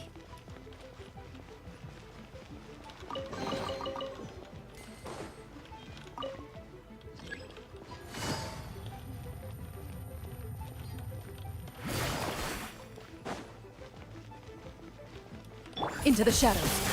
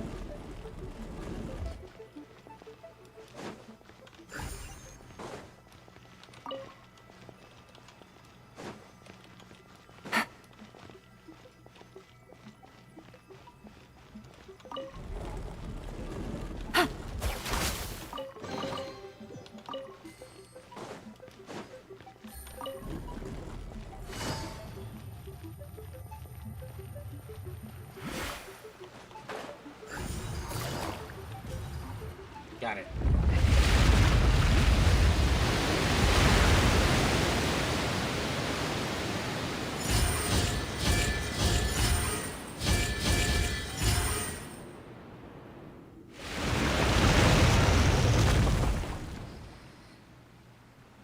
The water's flowed into the groove, and now the statues have lit up. Okay, now we should be able to move the statues.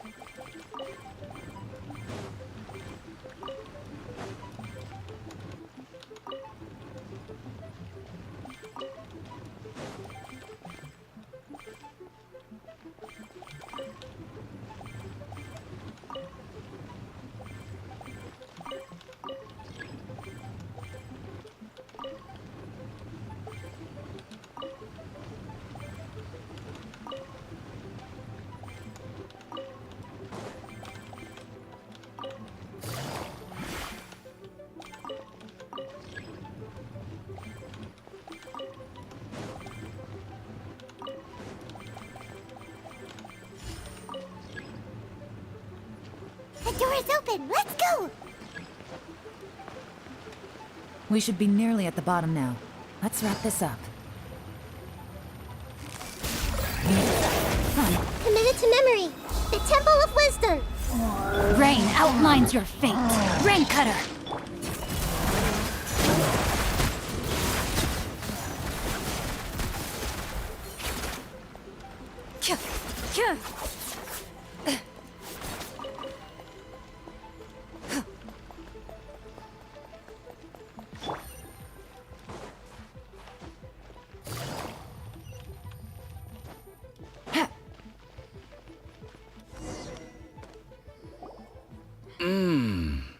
I can tell from the aroma that this is very fine liquor indeed. I'm impressed. Come on, bottoms up. After you, of course.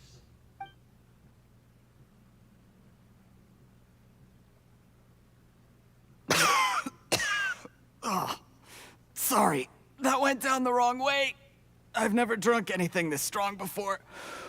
It'll take me some getting used to. You'll get there. If you want to stay friends with us, you have to drink with us. I'll do my best. You're more of a lightweight than I thought. Already struggling after one glass? I thought you were made of sterner stuff. You certainly kept it together when you were poisoning your teacher's soup. What? Come on, another round. Less talking, more drinking. His sudden decline. Sure. You didn't leave me much of a choice, though, did you? Just the mention of poisoning sends shivers down my spine. I'm more timid than you realize. Every time I poisoned him, I had to hide away at home for a few days because I was so scared of getting caught. Look, I know it has not been easy for you, my friend. We appreciate all your hard work. But, I have to say, you really are quite a genius at poisoning people. I mean, the poison we brought from Snezhnaya is as strong as this wine, but you found a way to turn it into an imperceptible, slow-acting poison, and came up with the idea of delivering it through fish soup. What was it you said? Oh, yeah. You said the soup's fishy flavor neutralizes the pungency of the poison, and this process even makes the soup tastier as a result. How did you think of that? It struck me one day when I was fishing. I'm lucky it did. Otherwise, I'm not sure I would have been able to fool Uncle Tien. You have performed excellently. The Fatui will continue to provide the support you need to consolidate your position as Tien Shu. Of course, this is as long as you continue to do as we instruct. Aside from Qingshu Pool, we also have some other requests for you, which we will inform you of in due course. Don't worry. Whatever tasks you have for me, I will perform them diligently. Did you hear that? It was poison! That's why Uncle Tien hasn't been feeling well recently. It's all Jurye's doing. What a nasty guy! Seize him! Let's wait for Hold the on. evidence. Did you bring a camera? We do If have not, you can use mine. This is quite a scene. We have to capture it for posterity.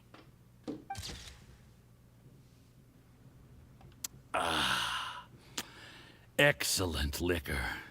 We've, seen no progress on the diplomatic front, and everyone has been eyeing up the treasure of Qingshu Pool. It's been a real headache for me. But soon, everything will be taken care of, and I can report back on a successful mission. Thank you, Juryi.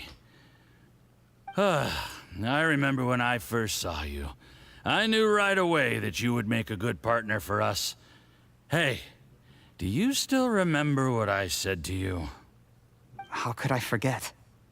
You said a lowly commoner like me could never be seen as a serious candidate for the Tianshu, no matter how hard I work. The only way is for you to shine bright in the Tianshu's darkest moment. I think you were absolutely right. Yes. Under normal circumstances, the gap between you and other people could only ever grow wider over time. Just look at your two competitors. Qianwei had wealth. Mingbo had reputation. But you You had nothing. You were just another nobody. And that's why I decided to help you. You know, there's an old saying in the Fatui. Give a starving dog a bone, and it'll guard your home for the rest of its life. Yes. I cannot thank you enough for your generous support. You know, the best thing about you is that you do as you're told without complaining. Hey, keep up the good work, and I can assure you, you'll never have to worry about Mora again. Heck, when you're not in the company of the Fatui, you'll be able to throw your weight around as much as you want. How about that? Uncle Gao said that Jur-E has low self-esteem. Seems he was right. He was worried that whatever advantage he might have now will diminish over time, so the Fatui persuaded him that he should act while he can. Do you have any more film in the camera? Then get ready to use it. Tonight's grand finale should be coming up any minute now. How well this goes for us depends on how Jur-E plays his hand. Ooh, is there any more alcohol? Go on. Fill me up. I'm in a good mood today, and I'm gonna drink my fill.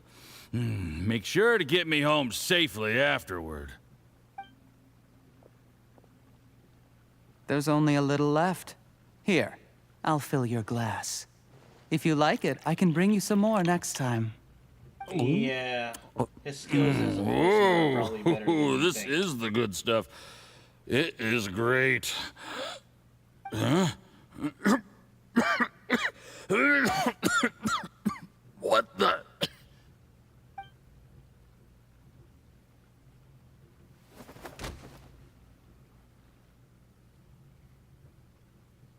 Jur-E, you poisoned my wine?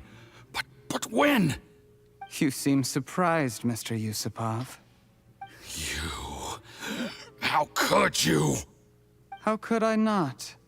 I've sacrificed years of my life studying and reflecting to prepare myself for this position. And in the end, I even had to poison my own teacher.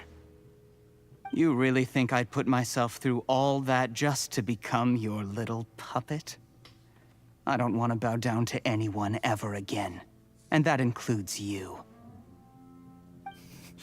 You imbecile. It's the Fatui who got you to where you are. Do you understand? If I disappear with no explanation, the embassy will come after you. They'll get to the bottom of this. Mark my words. Do you see the haystack in the corner? Underneath it is a pile of explosives. And next door in the dark room are the 3 undercover agents you sent to infiltrate the Black Cliff Forge. I'm gonna stay here till I see you slip into unconsciousness. Then I'm gonna set this on fire. Once the flames burn through the hay, they'll ignite the explosives, the ruins will collapse, and everything will be buried. What do you hope to? I took the liberty of leaving some evidence of your contact with the undercover agents at the Black Cliff Forge. It won't take long for people to join the dots. 2 missing person cases will become one as the truth gradually reveals itself. Okay, The Fatui Jur-E. planted undercover agents in the Black Cliff Forge to steal their signature ruin-grade explosives. Their plan was to blow through the solid floor tiles in the dead of night and seize the treasure of Qingshu Pool.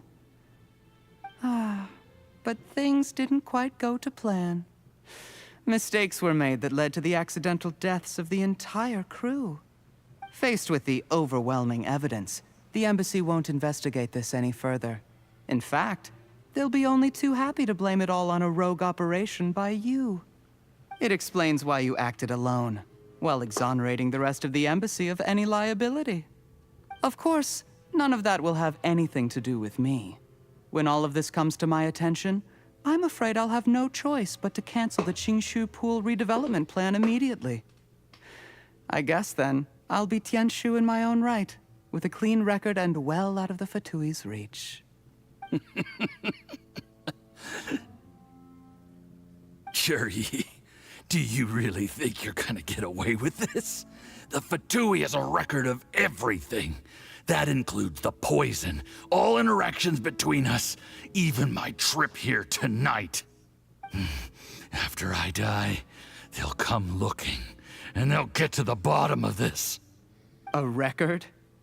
Oh, you must mean the one in the hands of your second-in-command, Theophon? How do you know about that?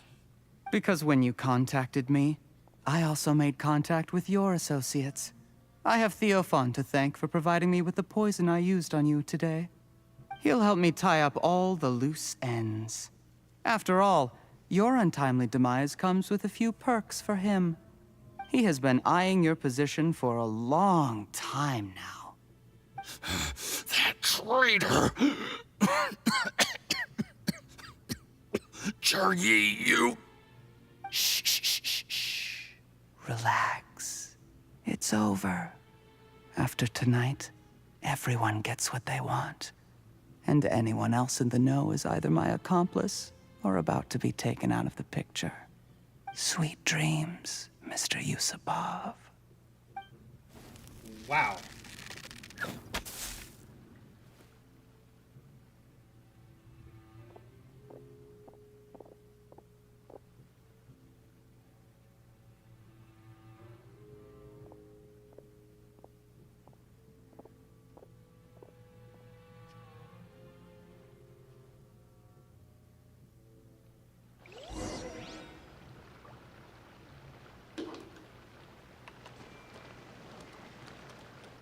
I did a little surveying on the way here and found that you'd left yourself 3 escape routes in case things went south.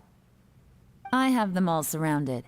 If you're thinking of trying anything, save yourself the effort. The game's up. We were here the whole time and have pictures of everything. They came out pretty nicely. Want to see them? The game's up? Forgive me, I'm not quite sure what you're referring to, Miss Yelan. I happened to discover a Fatui operation here, so I approached them on the pretext of joining forces and eventually brought them down from within. If it pleases you, Miss Yelan, I'd be only too happy to have you join me in investigating this matter. This is how you want to play it, huh? Fine. You do you. All we need to do to convict you is establish that the poison in his system is the same as in Uncle Tien's. Nothing else you wanted to add? Let's leave it there then. Time to go. One wrong move and it all comes crashing down. I should have been more careful. You followed him here, didn't you? I was so focused on keeping myself out of sight, I forgot he was a potential liability. Let's talk about this, Yelan. I gave you my word that I would live up to the Tianshu name, and that much I can still guarantee. Your point being? When I take office, I can guarantee that I will act in your best interests. In fact, all of you here tonight can expect very generous treatment in the future. I don't deny that I used underhanded methods to get here. But given my lowly origins, what other choice did I have? You still don't get it, do you? Even now. Yeah, Ningguang what do you also think? had lowly origins. Exactly. Zhi, clever people can always come up with a good excuse. But while you might be able to get other people to believe you, you'll never be able to deceive yourself. There's nothing wrong with wanting to win other people's respect, but when has Uncle Tian ever looked down on you? He was like a teacher and a father to you, but you chose to repay that by poisoning him. Whatever positive goal you may have started out with, you threw it away in that moment. That's enough. Of course. What makes this even crueler is that you managed to convince yourself there was no other way. Uncle Tian was always going to give you this opportunity, even if you'd done nothing at all. Out of everyone in the world, he is the one who trusts you the most. So much that he drank your fish soup without doubting you, not for 1 second. That's enough! That's enough. Life is like fishing. It cannot be rushed. Whatever you do, impatience will accomplish nothing. I was just like you once, desperate to prove myself. Only later did I realize things do not always turn out the way you plan, but you have to keep calm to carry on. You're still young. Be patient, believe in yourself, and don't look outside yourself to prove your value.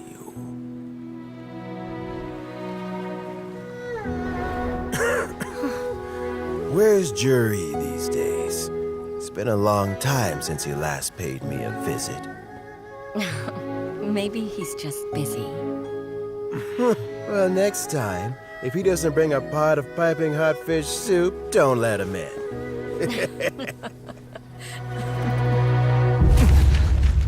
Whatever you were thinking about, you'll have plenty of time to mull it over in prison. Oh, I almost forgot. If the Fatui find out what happened today, prison might not turn out to be the safest place for you. Trying to have friends on both sides, it has a way of turning everyone against you. But right now, I have an opportunity for you.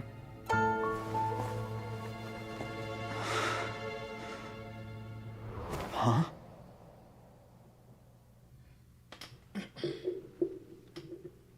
Sorry, things are about to get extremely busy for me. Let's meet at Yanshang Tea House tomorrow morning. I'll have someone remove the explosives. Then, there's someone I have to go and see. Need our help with that? No, it could be dangerous. You should leave this one to the professionals. Don't worry, as long as they're willing to cooperate, this'll be a straightforward deal. Get some rest. See you tomorrow.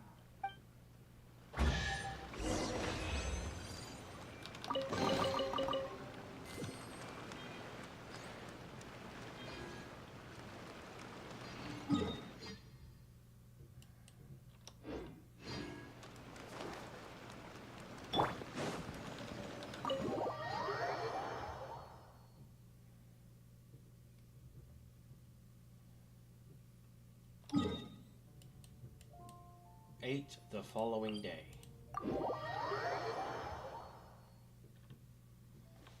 Body and mind.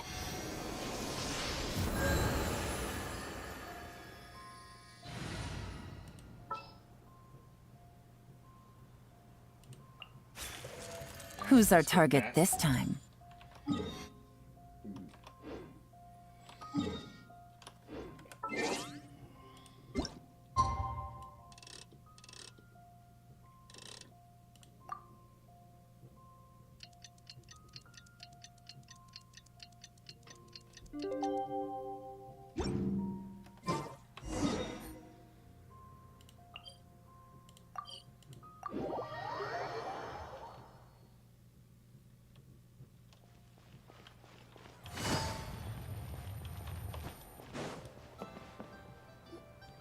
There is now no poison left in his system. But recovery from the damage already done will not happen overnight. Dr. Baizhu, is my father going to be... You needn't worry too much. Keep taking the prescribed medicine every day, and a full recovery will take at most 2 to 3 years. Wow. It's good we caught it in time. A few days later, and the toxin would have built up in the internal organs. At that point, things would have been much more serious. How did they successfully secure such a seldom-seen poison? It seems the Fatui are extremely resourceful. Unfortunately for them, they were up against us. Uncle Tian will be heading off now. Remember to get plenty of rest and avoid overexerting yourself while you're recovering. Don't worry, I will. Thank you very much.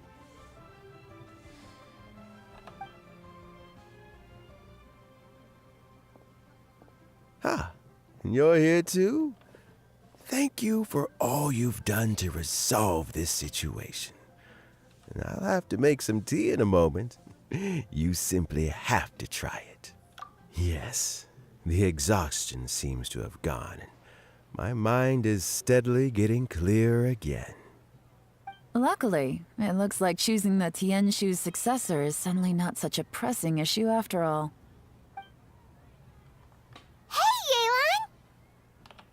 My work is mostly wrapped up, so I thought I'd take a minute to check in here. The assessment process comes to an end here, Uncle Tian.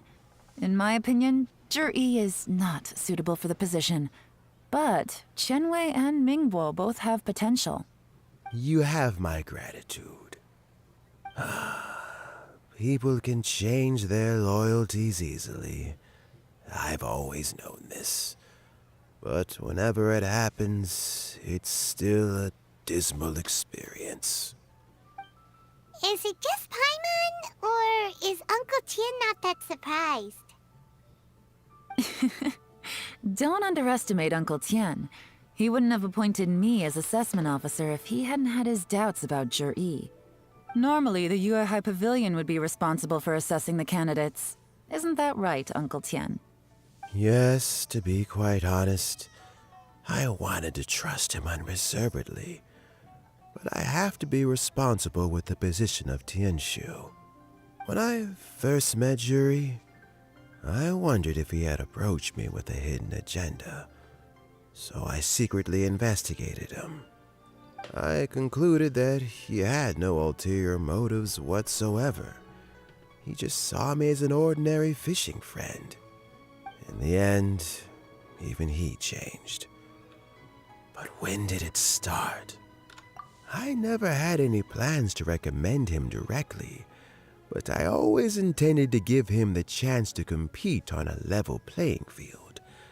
Family background and fame mean everything to many people, but I don't attach great importance to them. I had no reputation to speak of when I first became Tianshu. I relied on Ganyu's assistance for all manner of things.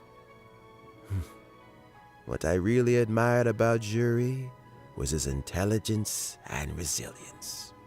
I have to admit, he's a smart guy, and very cautious. The intel suggests that the Fatui saw him as very low risk, but Zhi was still extremely careful with the poisoning. He chose that specific liquor from Xunyue Kiosk because the fiery flavor would mask the bitterness of the poison, and he chose to wait until the Fatui official was drunk and had his guard down before delivering it to him. He also installed a secret compartment in the wine pot he bought to hold the poison. As the amount of liquor went down, he'd shake the pot to release the poison from the compartment into the liquor. Afterwards, we also found he had an antidote on him. Had the Fatui official grown suspicious, Zhi would have drunk the poisoned wine himself, and then found an opportunity to take the antidote shortly afterwards. But that's still really dangerous. Yes.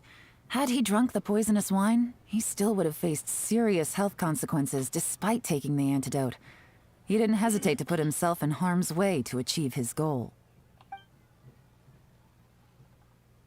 How is Zhi now? Well, I mean, he is sitting in a jail cell. Like Yanfei says, everyone who breaks the law has to pay the price. Still, he's cooperating. He didn't turn down my offer to strike a deal. I'll make sure there are plenty of guards around to keep him safe from anything the Fatui might be planning. A deal? Does this have to do with what you said to him when you arrested him? Yes, Zhi's not the one I'm interested in. If he was as far as this went, I'd have handed the case off to my subordinates as soon as I realized. But once the Fatui became involved, things got a whole lot more interesting. I thought I might have the chance to catch a big fish. Well, did you? Almost. Unfortunately, it slipped off the hook at the last second. Uncle Tien? Yeon? What are you talking about? Paimon doesn't understand. Zhi colluded with the Fatui to try and secure the position of Tianshu. Or, to put it the other way around, the Fatui made an attempt to interfere in the Tianshu selection process. With Yusupov in our hands and a statement from Zhi, we could afford to continue with a diplomatic offensive. Also, we'd be able to gain control of Theophan, Yusupov's second-in-command. Then we'd have a pawn in the ranks of the Fatui. Pawns like this can be major assets. They open up all sorts of new options. Why else did you think I was investing so much time and effort into this case? So, okay, well, did your plan succeed? We got halfway. The first part went off without a hitch, and we passed all the information on to Lady Ningguang. But when we tried to make contact with Theophan, he was gone, along with all the evidence. The Fatui must be spying on us. Otherwise, they'd never been able to respond so quickly. I found out from other sources that the Harbinger Regrator got involved. The Fatui's main forces aren't concentrated here, Regrator was only treating this as a peripheral concern. It's a pity that Theophan got away, but knowing which harbingers are still looking at Liyue is something. It gives me a starting point for my next mission. I have to ask, Yelan, do you have any desire to take over the position of Tianshu yourself? I remember you showed some interest a few days ago at Yanshang Tea House. In my estimation, you are more than competent. Oh, that. I was obviously joking. I prefer my current life. There's danger and there's excitement. Although it'd still be a behind-the-scenes role, as Tianshu, I wouldn't have the chance to get involved in anything truly clandestine or face any real danger. All right, I'm done here. Time for me to go. I'm heading off again in a few days, and I still have to prepare. Where are you off to this time? As you might have guessed, it's for me to know and you to find out. But I'm sure if you keep going as you are, getting yourselves involved in other people's business all the time, you're sure to get caught up in another misadventure before too long. Maybe I'll see you the next time danger beckons. Until then, keep your wits about you. A lot of people are watching you for a lot of reasons. If you have any more questions, just ask Uncle Tian. After the recent turn of events, I'd say he owes you one, wouldn't you?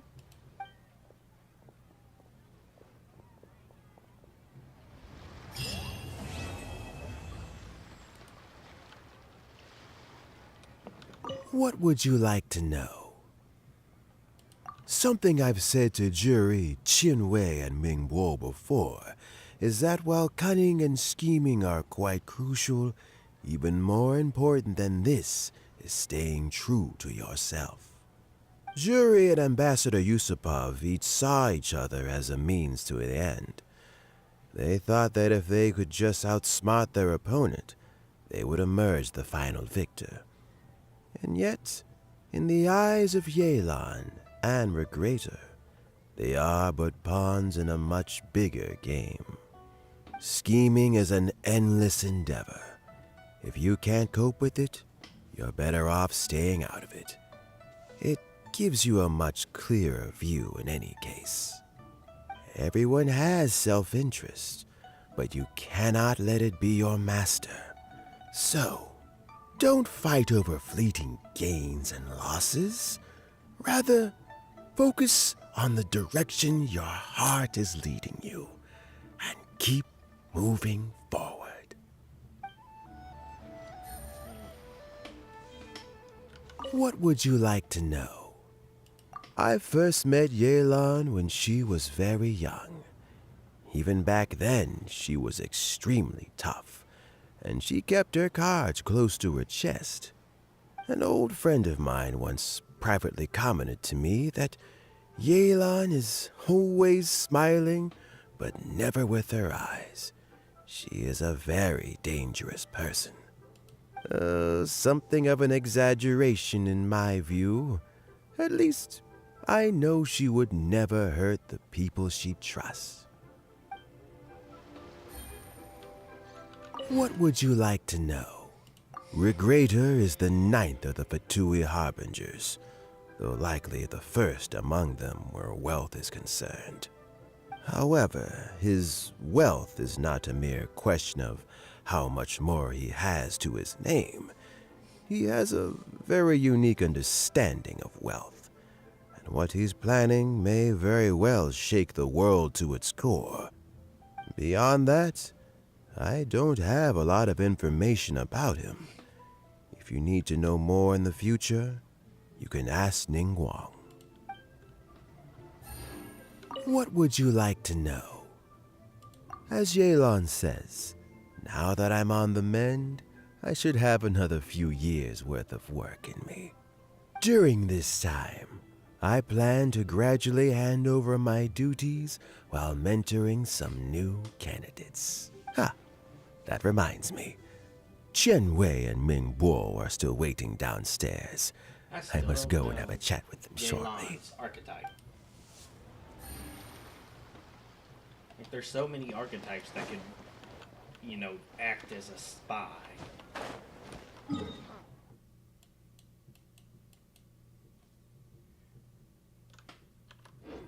really hard to pin down which one. Oh well.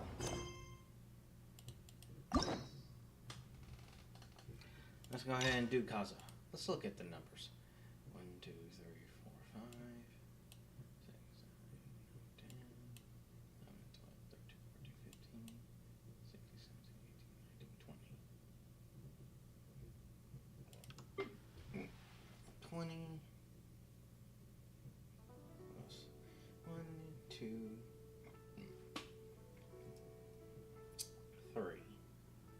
Maybe 4. So 24.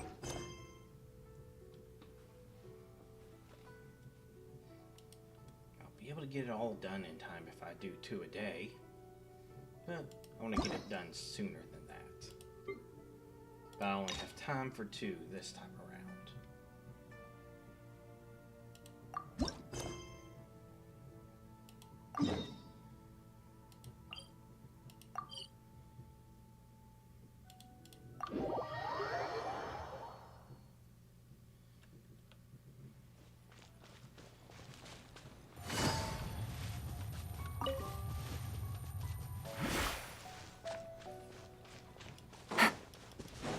Ready. It's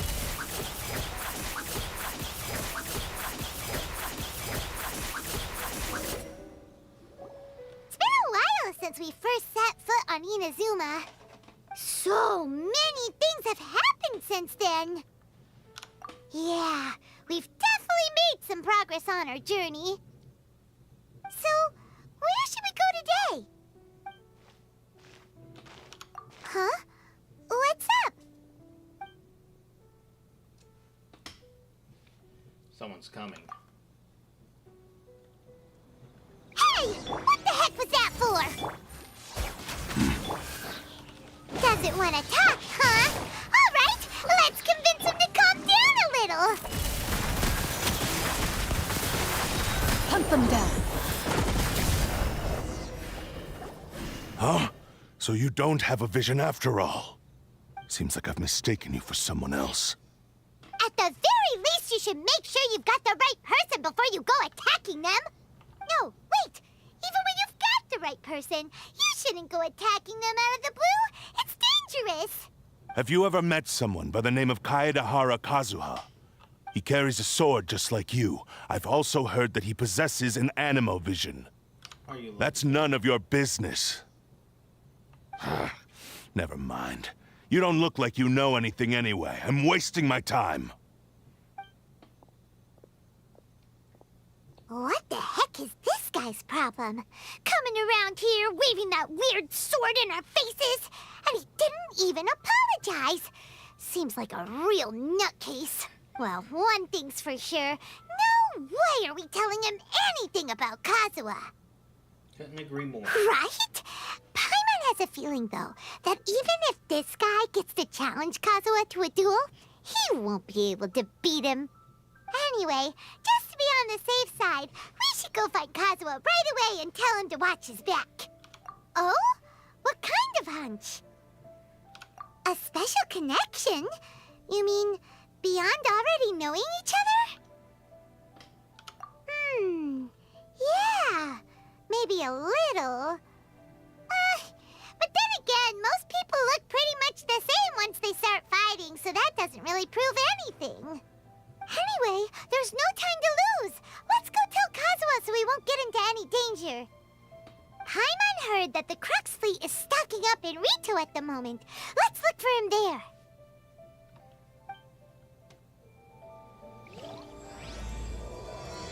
A strange, friendless road. I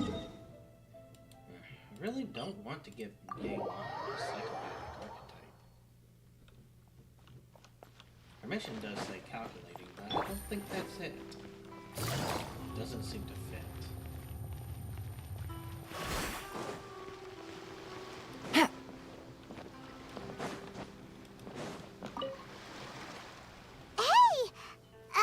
Hello? Do you know where Kazuha is? You're looking for Kazuha too, huh? Guess he must have done something impressive after all. 2? Well, we took the small vessels into Rito on a routine supply run, only this time, as soon as we entered the harbor, we ran into a huge crowd of Inazumans, all of them wanting to know about Kazuha. If it's because of that battle on Nizuchi Beach, Captain Beto had a great run there too, but I don't see her getting this kind of attention. Kazuha keeps to himself most of the time. In fact, there are times when he doesn't even listen to the captain, but she just laughs it off. Oh, so you still don't know what he did? I've heard bits and pieces. Something about him blocking the Raiden Shogun's Muso no Hitotachi. Is it really as big a deal as everyone's making it out to be? Compare it to the technique Beto used to strike. Really? Wow. When you put it like that, it all makes sense. In that case, his newfound stardom is well deserved. He was called away earlier by some people from the Tenryo Commission. They said they had something important to discuss with him. I thought they'd come to arrest him at first. Turns out they couldn't have been friendlier to him. Seems like they really respect the guy. Just a little while ago, this would have been completely unimaginable. Thank you! Guess we'll go pay a visit to the Tenryo Commission. All right, then. I'll just stay here and carry on trying to fend off the crowd. Yeah, like blocking attack from Beto, except the Raiden is an Archon. Oh, gotta go to my pot.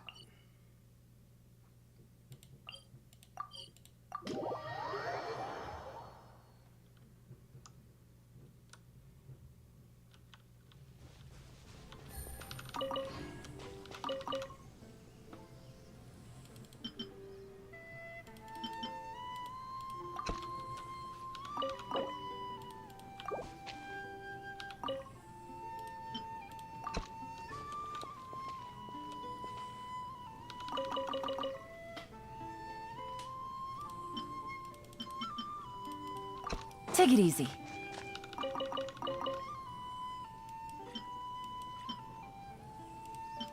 Just random.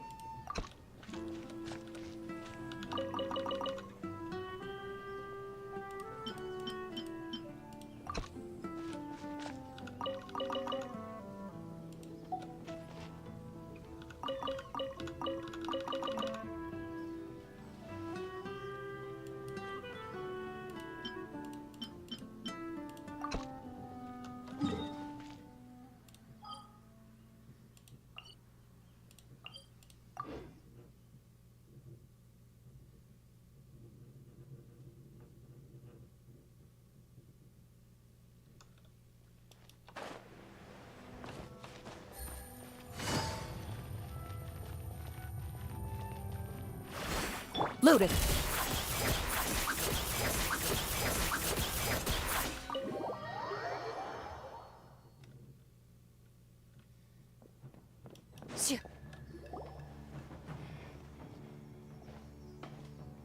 Oh? It's you. Greetings. We were just discussing the repealing of the Vision Hunt decree. Since you're here, you're very welcome to listen in on the conversation. We invited Mr. Kaedahara here to extend a gesture of goodwill on behalf of the Shogunate. Your hard work has secured for us the agreeable state of affairs that we now enjoy. Also, I've been granted the chance to correct my clan's past mistakes, and for that, I'm deeply grateful.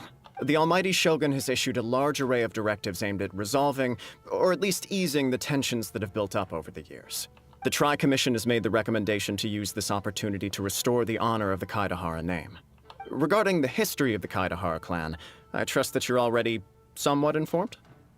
I forget. In short, there was once a group of select bladesmiths who served the Shogun directly, responsible for upholding and further developing the traditional blade forging arts of the Almighty Shogun.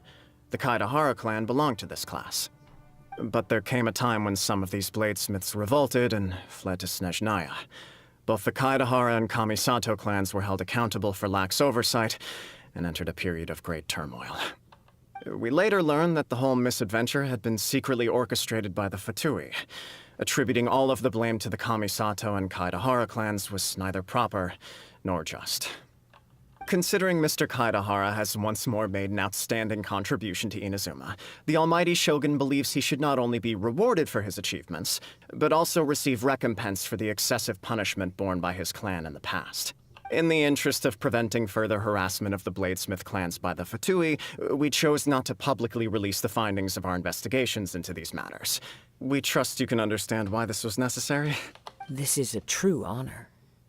I am delighted to be in a position to receive the goodwill of the Almighty Shogun and the Shogunate at large.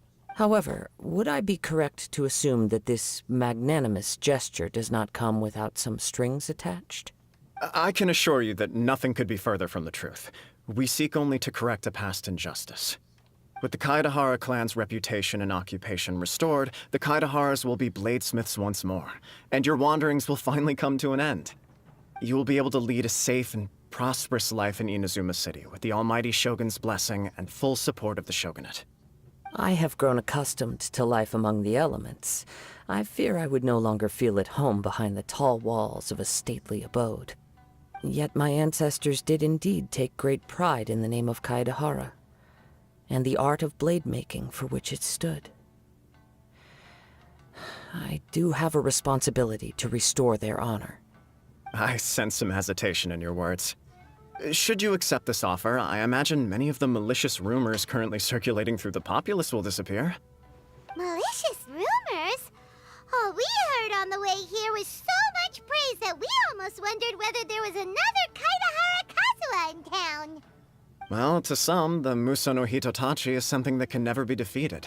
They cannot accept the idea that Mr. Kaedahara really parried the Shogun's strike.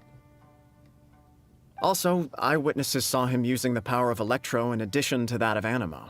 As a result, the falsehood that Kaedahara Kazuha was using a delusion began to spread. What? But that doesn't make sense. Using a delusion turns you old and frail, and Kazuha still looks fine. That is correct. However, to some people, the idea of a single person wielding two elements at once is a more inconceivable notion still. This is just one of many similar rumors. I am very uncomfortable with being the subject of public discussion, no matter whether it brings suspicion or stardom my way. But perhaps if the Shogunate is willing to publicly support me, this situation will blow over more quickly. This is precisely why I encourage you to give our offer some serious thought. It stands to benefit all of us. Please allow me some time to consider. In fact, let us put this discussion on hold for the moment. Well then, what brings the two of you here? Yikes! We nearly forgot about the most important thing! Why would such a dangerous individual be looking for me? No, this puzzles me as much as it does you. My fighting forms were taught to me by my family, based on techniques originally developed for blade testing. We undergo rigorous training to standardize every motion the blade is put through, so that each can be fairly assessed for quality. Over time, these techniques came to form something of a Kaedahara sword art, focused on blade testing, but with a full repertoire of combat forms. Those forms are quite different from the more practical ones typically used by samurai in battle. So it's hard to imagine that the similarity you speak of was coincidence alone. All the more reason to watch your back! This guy was a serious nutcase. Indeed. He sounds highly aggressive. Anyone he targets is at risk of serious injury, or worse. In that case, I will send some men out immediately to search for him. Thank you. I must say I am now very curious about this matter, and I will also need some time to consider your offer. I will first join the Traveler in investigating the one who attacked her, then give you a conclusive answer upon my return. Very well. Please stay safe. Come on. Let's go and track down your aggressor. The detective agency knows the most about what goes on in town. Let's see what Ryuji has to say.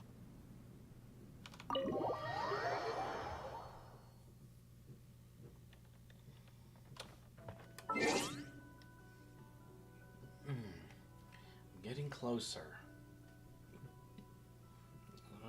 Another 66,000 EXP.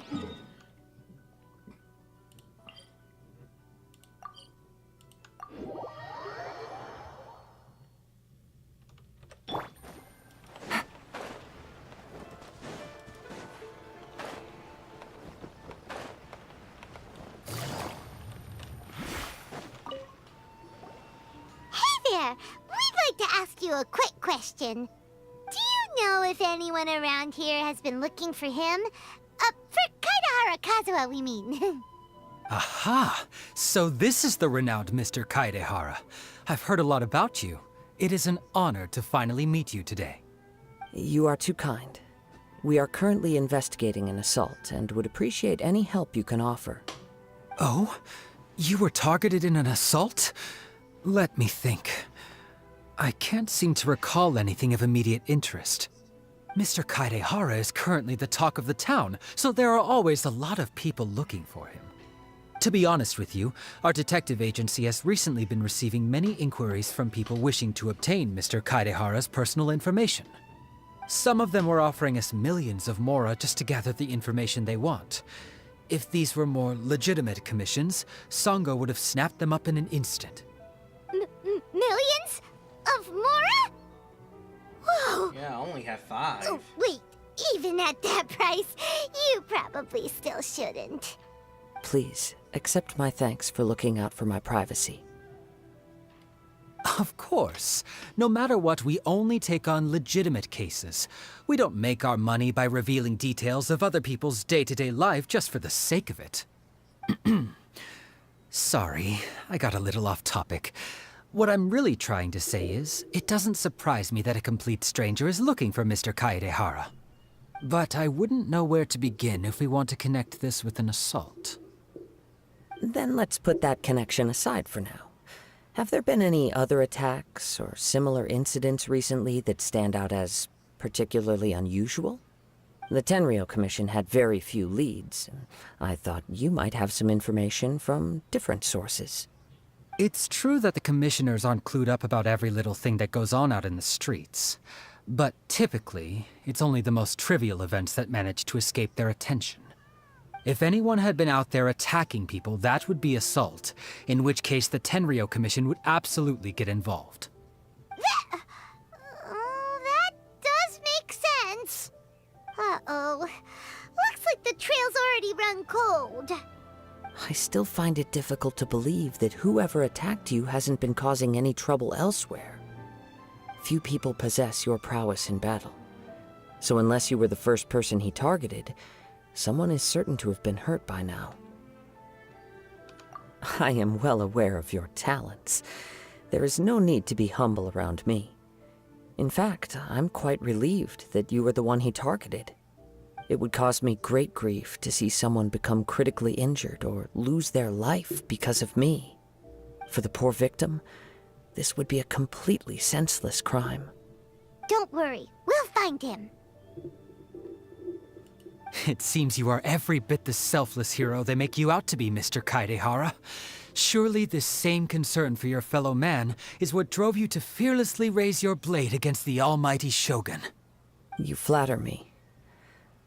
Truth be told, I don't know quite what came over me in that moment. You are much too humble. Don't worry, I completely understand your concerns. I will try my best to gather whatever leads I can for you. Oh, actually, there was one strange incident over the last few days. It doesn't involve an attack, though. Let me tell you about it just in case. Sure. During times like this, the more information we have, the better. All right then. Recently, 2 people went missing from the city at around the same time. One of them is a pretty well-known collector, surnamed Nagato. The other, Amenoma Yuya, is a samurai from the Amenoma clan. Amenoma? Now there's a familiar name. Right. Yuya is the nephew of Amenoma Togo, the owner of Amenoma Smithy. 2 grown men going missing at the same time. Their cases are likely connected, but I don't know much in the way of details. I recalled this because Amenoma Yuya is also an accomplished martial artist who is skilled with the blade. Perhaps he is the one you are looking for. Understood, though it seems highly unlikely to me. I neither know this man, nor do I have any idea why he may wish to attack me. Investigate. Sure, can't hurt. We never know what we might find out along the way. Thank you, Ryuji. We'll start by making some inquiries at the Amenoma Smithy. Sounds good. All the best with your investigation. I'll get moving shortly myself.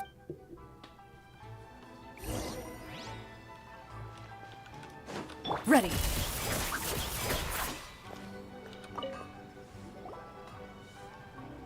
Ah, if it isn't Kaedehara Kazuha. What brings you here today? Huh? You two know each other? Yes, the Kaedehara and Amenoma clans were both members of the Raiden Gokaden. Historically, there have always been deep links between the two clans. After I returned to Inazuma, I visited Mr. Amenoma to pay my respects. Let me quickly explain. The Raiden Gokaden was the collective term for the 5 most acclaimed bladesmithing arts in Inazuma. The techniques of blade making were personally bequeathed to the Raiden Gokaden by the almighty Shogun, and over time, further honed and enhanced by the most talented craftsmen. Unfortunately, a series of events led to the gradual decline of many clans in the bladesmithing trade. Today, only the Amenoma clan has kept its art alive. So sad. It is a great pity indeed. In the old days, we each had our specialties, and just as iron sharpens iron, so too did we learn much from each other. As an example, the Amenoma art strives to emulate the abiding patience and determination of water as it turns stone to sand. There is nothing mystical to our work. There is only practice, day in and day out, until both body and mind have memorized the craft, turning each motion of every technique into an intrinsic part of the bladesmith's life. As for the art of the Kaedehara clan, I believe it's called the Isshin art. That's right. Isshin art strives for complete harmony between blade and mind from the moment that forging begins. For only a blade thus forged can capture and convey its maker's thoughts and feelings, and eventually become an extension of its wielder's will. Indeed. Most samurai choose their blades, but an Isshin blade chooses its owner. You are, without a doubt, the most worthy wielder of an Isshin blade. It gladdens my heart to see that although the Kaedehara clan has fallen on hard times, its ideals and virtues are alive and well. You overestimate me. My actions are guided by my own personal sentiments, not by any noble aspirations on behalf of my clan. But let's get back on topic. The purpose of our visit today is to gather some information on your missing nephew. We hope to assist with the investigation. It may turn out that this case is connected to another we are pursuing. Ah, yes. My nephew. I reported the case to the Tenryo Commission, but I haven't heard anything back so far. He didn't say a word before he left, which is very unlike him. I'm still completely at a loss on what to make of it, but I've done what I can so far. Worrying is futile. All I can do now is wait for the news from the Tenryo Commission. We heard that there was a collector involved in the disappearance too. Know anything about that? Yes. On the morning that Yuya went missing, he gave me a very cryptic look and said that he was going to give me a great gift. I believe he went to collect the item from Mr. Nagato after that. The next thing I heard was that a fire had broken out at the warehouse. And neither of them... Yes. Strange, isn't it? I wonder what could have caused it. Unfortunately, there was very little evidence left behind, so nobody knows what really happened. Do you have any thoughts on what Yuya may have wanted to give you? What did he say earlier? And neither of them came back. Okay. If I had to guess, it must have been some kind of rare weapon. Otherwise, there would have been no reason for him to get my hopes up. He's never been particularly interested in blade forging, but has always had a fondness for blade testing, and can sense even the most minute differences in blade quality. He is extraordinarily talented in martial arts, particularly when it comes to the art of the sword. Truth be told, we have some information that you may find to be objectionable. The person we are looking for, he attacked this friend of mine. Based on the evidence we have gathered so far, only Yuya seems to match the suspect's profile. What? No. Absolutely impossible. Yuya is not that kind of person. He is humble and kind. Even his training is done with the goal of calming his mind. He has never gotten into a fight before. Huh. Is that so? Yes. If there's one thing I can say for certain, it's that Yuya would never draw his blade without a very good reason. But, with that said, it's equally out of character for him to just disappear, with neither farewell nor fair warning. I also cannot know what course of action he might be capable of if coerced, or otherwise compelled by circumstances unbeknownst to me. Anyway, should you find him, please let me know as soon as possible. Don't worry. You have our word. From the sound of that, Paimon doesn't think Yuya was the one who attacked us as well. Yes. It sounds as if something happened when the two men met each other. Let's pay a visit to the Nagato household.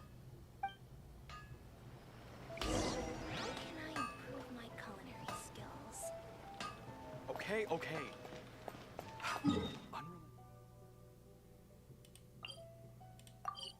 You'll have to go upstairs to get there, so...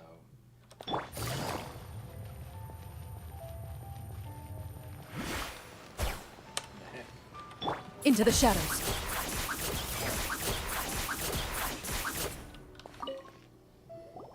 I'm very sorry, but we cannot afford to pay what we owe right now. Oh? My husband has gone missing, and I'm still trying to find him. No, you misunderstand us. We are here to help with the investigation. We'd like to ask you some questions about Mr. Nagato's disappearance, if we may. Ah, I see. I thought the debt collectors had come to visit again. I'm sorry you have to see me in this dreadful state. Has some new information come out? Do you know where he's gone? I'm afraid we don't have any new information at the moment. We're still trying to find out as much as we can to inform our search. With this in mind, can we perhaps ask some questions about your family's current situation? For example, Paimon's struggling to understand why a collector would be strapped for Mora. That's a long story. Ever since I've known him, he's been an avid collector of all sorts of things.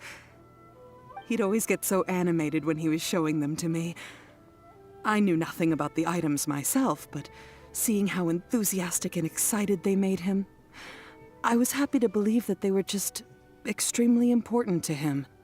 Everything was fine when we first got married, but as time went by, things changed for the worse. Uh-oh! What happened? He lost his sense of restraint. He started buying more and more things, and even resorted to borrowing money just so he could pay for them. Our expenses really spiraled out of control when he started getting interested in weapons. It was awful. There were days when he'd spend hours down at the warehouse, admiring his weapons even as debt collectors were descending upon our house. He wouldn't sell them, wouldn't even touch them. Just sat there staring at them like he was in a trance.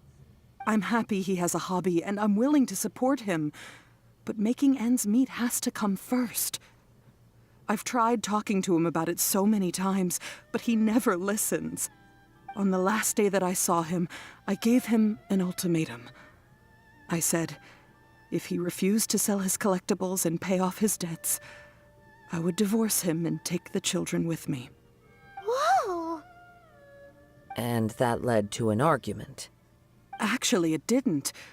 Generally, he's a quiet man who likes to go with the flow. On most things, he leaves the decision-making to me. You must understand, I never would have dreamed of threatening him with divorce if the debts hadn't pushed our family to the brink. After I said those words, he froze and was silent for a long time. When he finally spoke, he awkwardly mumbled that he would pick out a few items to sell. His voice was so meek and pitiful that I felt an urge to take everything back. But then what? If I didn't draw the line, what would happen to our family?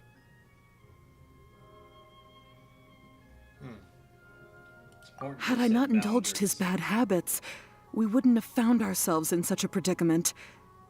And I also don't know if he had actually come to his senses, or if he was simply angry with me. The next thing I heard was that our warehouse had caught fire, and both he and the buyer had gone missing. I see. I understand. Ame no Mayuya came to purchase a weapon from Mr. Nagato. During the sale, a fire broke out at the warehouse, and both men disappeared. At first, I assumed they must have gotten into an argument over the price. But my husband has never been one to negotiate. He never even haggles when he's out buying groceries, so it's hard to imagine him getting into a fierce argument. Maybe he was feeling the pressure from the debts? I don't know. He just disappeared after the warehouse burned down. Perhaps he's too afraid to come home now that all his collectibles have been lost in the fire, and he's got no way to pay off our debts. Even though I'm still a little mad at him, we're a family, and I want us to face our family's crisis together. As long as he's willing to turn over a new leaf, I know we can work things out. Please don't get upset. There could be more to this situation than meets the eye. If collecting things is a habit that Mr. Nagato had his whole life, it is quite unusual for this habit to change so drastically over a short period. But the information we gathered from the other side suggests Ame no Mayuya is also a mild-mannered man who would not be likely to start an argument. This situation is getting a little confusing. A little confusing? More like completely mystifying. Let's try a change of scenery and see if we can piece together what we've learned. Rest assured, we'll notify you if we find anything. Thank you so much. I just want him to come home.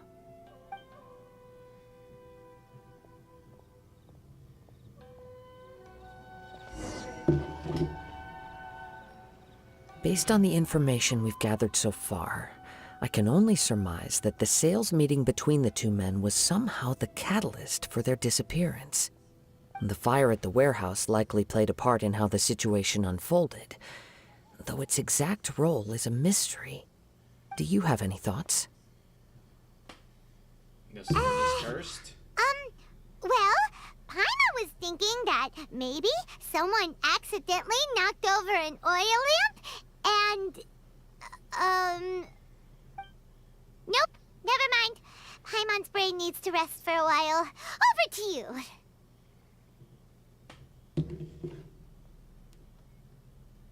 Missing information. Right. I very much agree with you.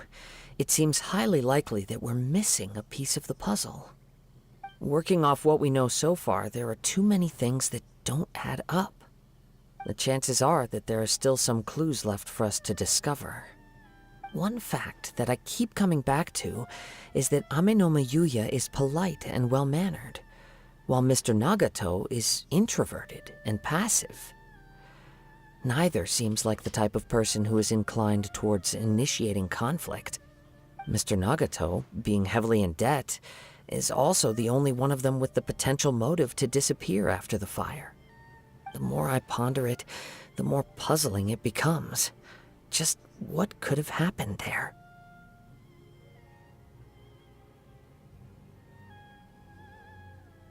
Right.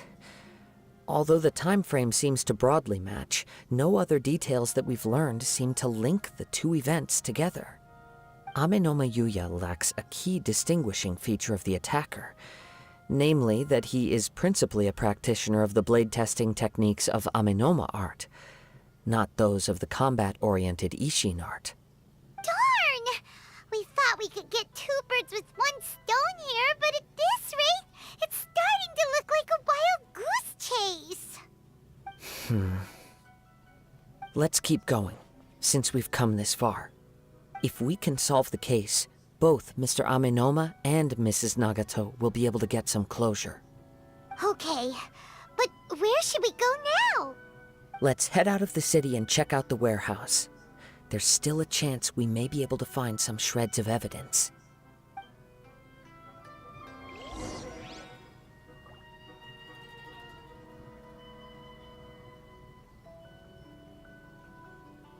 Alright.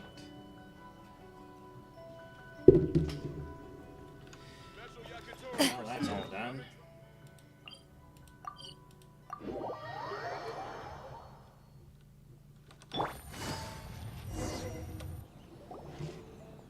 Wait. I hear something ominous in the wind. Oh! This must be another one of those sounds that only you can hear. As sketchy as that whole thing seems, you did put it to good use when we were chasing down that vision thief at Beto's tournament, so... Now I'm picking up a strong scent in addition to the sound. It's right around here somewhere.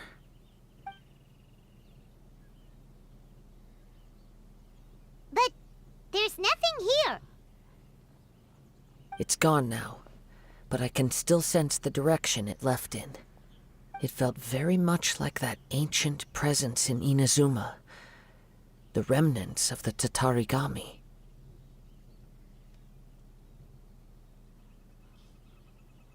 I don't Indeed. remember that. But this unexpected spring of inauspicious energy may prove to be of benefit to our investigation. We should remain vigilant and approach slowly. Huh. So it's an underground warehouse. The force is definitely coming from down below. The source of the Tatarigami energy has long since left this place, but the residue it left behind still hasn't dissipated completely. Judging from the concentration, I would have to conclude that the Tatarigami source resided here for a very long time. Mrs. Nagato said her husband used to hang around the warehouse by himself a lot. It could well be that he was already under the influence of Tatarigami energy at that time. From what I've been told, Tatarigami does not turn all upon whom it preys into violent monsters, but most will develop a stubborn streak upon being exposed to the Tatarigami's unfulfilled will. Their interests become fanatical obsessions. Mr. Nagato had an interest in collecting to begin with. The influence of Tatarigami could explain why he became an obsessive hoarder, amassing more and more possessions even as he put himself in grave debt. So what should we do now? Go down and take a look? Step back. I'll open the door and take a look inside. If we don't open this door, we can move no closer to the truth. You needn't worry. Both of us have faced far greater dangers than this. Relatively speaking, the risk here is trivial.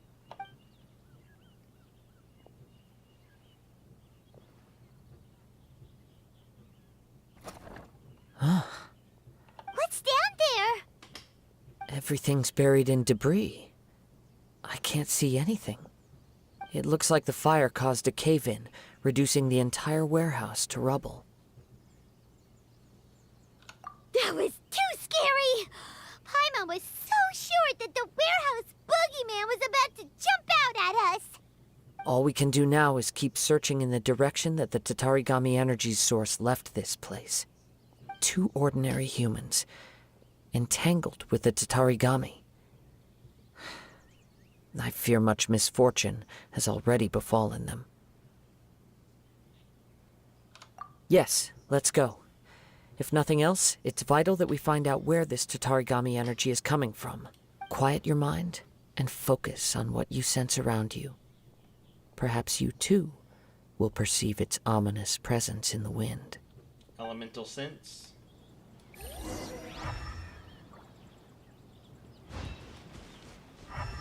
Ooh.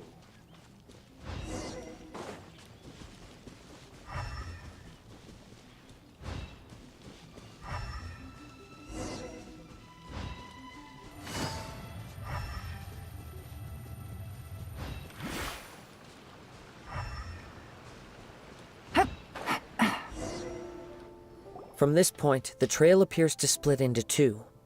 The main source of the Tatarigami energy continued on into the distance, but a small portion remained here and seems to be dissipating slowly. Quite possibly. Let's search the area.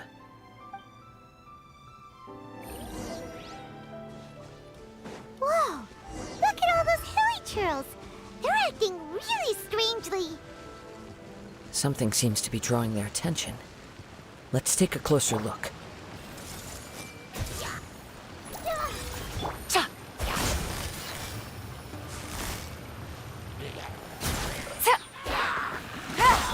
Everyone hold hands!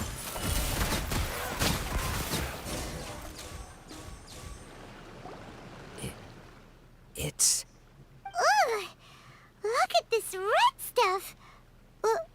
What is it? By the looks of it, a letter written on a piece of torn clothing. The ink is bone dry. It must have been written quite some time ago. Well, let's take a look.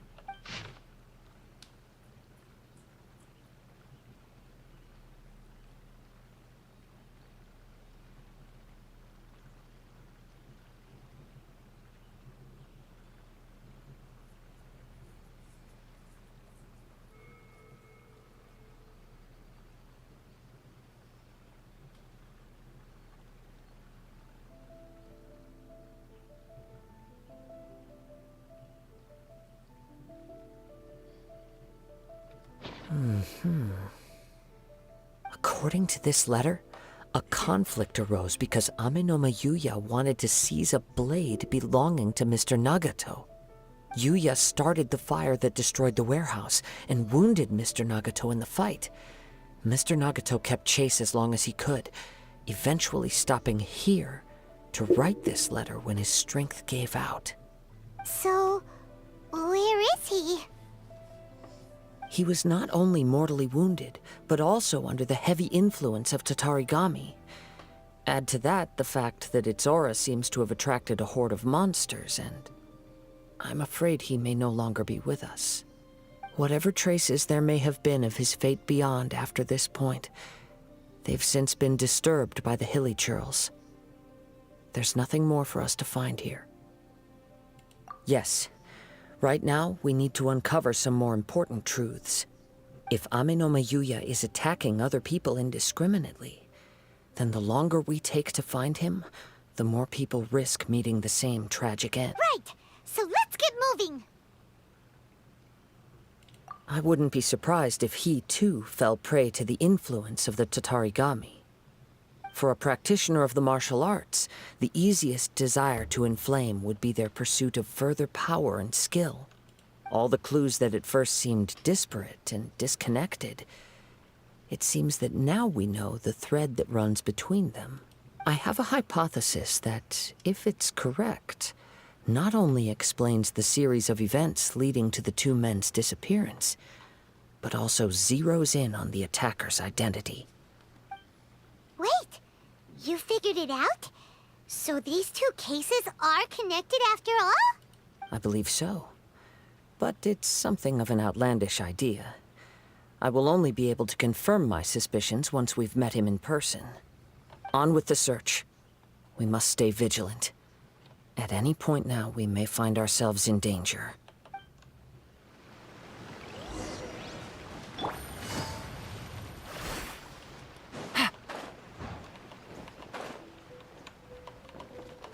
What the heck?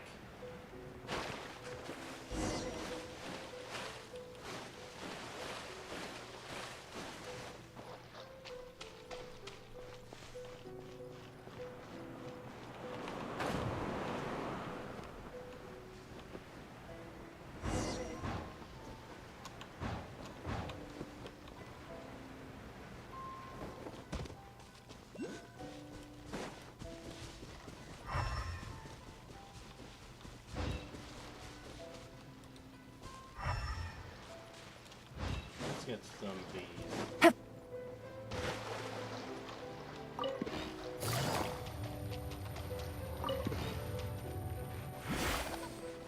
Take it easy. Ready.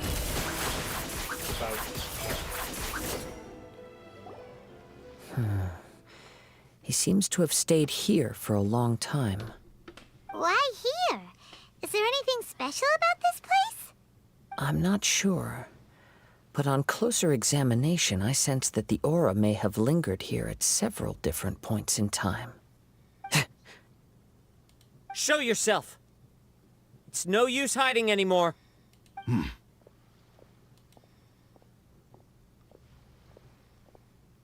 Kaedehara Kazuha. It's you, at last. Aha! So it is the same guy from before. What's your problem, huh? What could you possibly have against Kazuha? Indeed, there should be no enmity between us.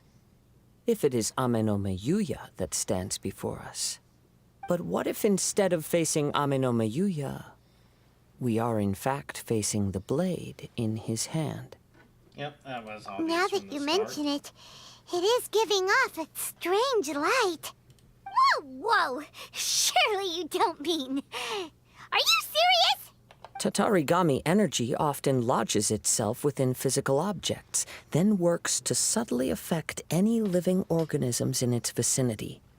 The blade has resided in Mr. Nagato's warehouse for many years, affecting his state of mind, and more recently using the sale as a means to affect, or rather as a means to occupy, Ame-no-me Yuya's body. You're sharper than I thought. You've already deduced the truth of the matter. Many, many years ago, I was forged by a famed bladesmith of the Ishin tradition. I was his pride and joy. In me, he placed all his hopes and dreams. As a descendant of the Kaedehara clan, you should be able to guess our greatest regret. I presume it has something to do with the Raiden Gokaden. Indeed. At that point in time, he failed to live up to the Raiden Shogun's expectations. In the end, all he could do was to flee the nation by sea on a ship bound for Snezhnaya. He was a bladesmith of great renown, a master of his craft. There was nothing that he could not accomplish. All he needed was more time and a little faith. And sure enough, in the end, he achieved what he had set out to do. All of his life's work, his wisdom, his skill, it culminated in his creation of me. He not only bestowed upon me the greatest of strength, but also endowed me with a consciousness of my own. In her conceit, the Raiden Shogun lost not only the single most perfect blade in the entire world, but also an irreplaceable achievement in the art of blade forging. Sure about that? So, swords can become conscious and control people? The people of the time in which I was born never believed I had that kind of power. They saw me as a mere blade, a sharp and well-crafted one, but in all other respects an ordinary weapon. But that gave me the opportunity to take action. After the death of my creator, I decided to leave Snezhnaya and began my long quest to return to the distant land of Inazuma. Moving from one person to the next, I controlled the minds of countless hosts along the way, each bringing me one step closer to my ancestral home. I seek but one thing: to face the full force of the Raiden Shogun's blade and prove my power. The might of Ishin art! So Ame-no-me Yuya was not your first victim. Tell me, what happens to those you've possessed when you've finished using them? My hosts? Who cares what happens to them? They are but tools that serve my mission. When they got tired, or injured, or unusable, I hopped to the next one in line. All I needed them for was to take me back to Inazuma. You're awful. After I returned to Inazuma, I decided to bide my time in Nagato's warehouse until Amenoma Yuya handed himself over to me on a silver platter. At long last, I'm approaching my journey's destination. By Amenoma Yuya's body, I have found you, and by your hand, I shall defeat the Raiden Shogun. Kaedehara Kazuha, you stood against the Raiden Shogun's Muso no Hitotachi. There can be no other to serve as my host for what is to come. Now, give your body over to me!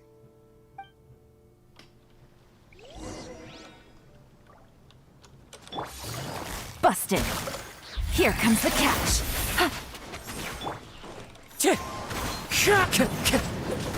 Let's light it up! Rewrite history!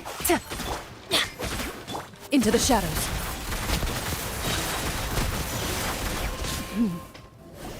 Do not stand in my way, or I will strike you down too! Your bluff's fooling no one. You've lost. Lost? I can never lose. It is this body that has reached its limit, nothing more. Even if you defeat me here, the one who falls will not be me, but this man. He is but a puppet that can be replaced. I can take a new vessel at will. Smash, smash. The end result is the same! I will end this wretch's life before you can lift a finger! And even if I were to lose my physical form, it is but a small setback. My consciousness shall endure. By any means necessary, and any medium available, I shall return and fulfill my destiny! Your fighting style. It is indeed the forms of Ishin art. But from your movements, I sense only hatred and arrogance, as well as a thinly veiled mania and despair. Really? You can tell all that just from his moves? As I've mentioned before, the forms of Ishin art convey the user's thoughts and feelings. Since the blade is currently possessing Amenoma Yuya's body, its movements express the innermost thoughts of the blade. If you ask me, the mania is probably due to your desperate, single-minded ambition. You believe I am your only hope. Are you trying to claim that I am helpless without you? On his deathbed, he passed to me all of Ishin Art's secrets. The little that you know barely scratches the surface. In that regard, why would I ever need your help? Because all of that is in the past. I've been wondering why you've not caused more trouble in all the years that you've been in Inazuma. If you are indeed a cursed blade that can possess its owner. Now that I've seen inside your mind, everything finally makes sense. You weren't biding your time. You were trapped. After all the time that's passed, you have grown weak. To the point that you are now unable to acquire a new host without making physical contact. Oh, that's right. Paimon remembers now. Mr. Nagato had a habit of never touching his collectibles. Only when Mr. Nagato witnessed his wife's distress and decided to sell his collectibles did you finally have an opportunity to reach out to Amenoma Yuya and make your escape. And what of it? Well, that brings me to my second point. There's a despair in you that is so strong it threatens to overwhelm you. You were determined to fulfill your maker's ambition, whatever the cost. But this ambition is too grand and too heavy for you to bear.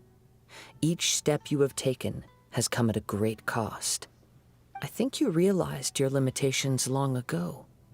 The more you clenched your teeth and pressed forward, the greater your fear of losing everything you had achieved grew, and the more you wished to run from the truth. But the way I see it, what began as an ambition has long since become a delusional fantasy. What would you know about any of this? I'm just one step away from achieving my goal! You returned to Inazuma to prove the unparalleled brilliance of Ishin art. But to make this arduous journey, you committed countless atrocities and showed a blatant disregard for human life. Even if you were to sever that divine light, is this truly the outcome that your maker would have desired? You... Sure, you inherited the secrets of Ishin art. But even as you made your journey to honor this legacy, you treated the ones who wielded you as mere tools to do your bidding. How could you possibly unleash the full potential of Ishin art when you act in perfect discordance with the principle of harmony between a blade and its bearer? Silence, you blabbering fool! I must achieve my goal. This was his life's dream, and the very purpose for which I was brought into being. I will concede that you are most perceptive. You see my predicament clearly. But you also underestimate my resolve. And you should face reality. Easy for you to say. Facing reality offers me nothing. I have no need of anything that would stand in my way. Not hesitation, not self-reflection, and certainly not your so-called reality. It is pointless to argue further, descendant of the Kaedahara clan. If you wish to save this man, then offer me your body in exchange. How stubbornly you stick to your wayward path. I do not believe for a second that you can challenge the almighty Shogun in your current state. So let us make a bet, and I will put your strength to the test. What? Surely you're not planning to agree to his demands. Very well. Then find yourself some enemies with whom you wish to cross blades. A taste of my power will more than convince you. Once we have dealt with them, we shall proceed to Tenshukaku. And as for your end of the bargain, if you lose, you must release Amenoma Yuya from your control. I accept. Don't do this, Kazuha! This is the only way to save Amenoma Yuya. If we don't do this, he'll forever be the Blade's puppet. The Cursed Blade's strength is currently very weak, and I sense he's hesitating. This suggests his heart is still not completely devoid of honor. The power of the Tatarigami lies in intensifying existing obsessions. This is the reason Mr. Nagato and Amenoma Yuya fell prey to it. Since I don't have any similar kinds of obsessions, I should be able to put up some resistance for a while. But even so... Even if things take a turn for the worse, I still have you both here with me. We have a chance here to save an innocent victim.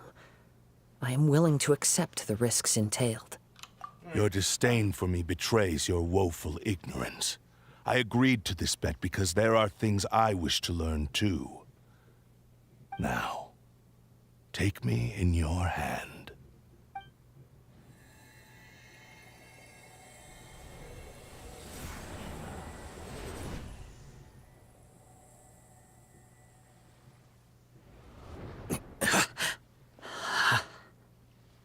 Kazuha? I'm okay. I felt a little dizzy at first, but only for a moment. It's all right. So far, this was as I expected. I will. Thank you. What should we do next? Have you got a plan, Kazuha? We find some enemies. Although this blade has endured much turmoil, it probably hasn't experienced many real fights. If a blade built for Ishin art cannot enter a state of harmony between blade and bearer, it cannot unleash its true power. If he wants to avoid reality, then we need to fight until he has no choice but to face it. He shouldn't last long in an intense combat situation. Wait a minute! Paimon remembers hearing about something from the Adventurers Guild. Since the Takasukasa clan abandoned that secret base, it's been held by Ronin ever since. Yep. All right. Please lead the way. What about Amenoma Yuya? What should we do with him? The blade says he'll let Amenoma Yuya trail us silently. Although he hasn't regained his own consciousness yet, he is not in any immediate danger. Are we is a good idea. It's a pretty treacherous journey. Okay, fine. Just be careful.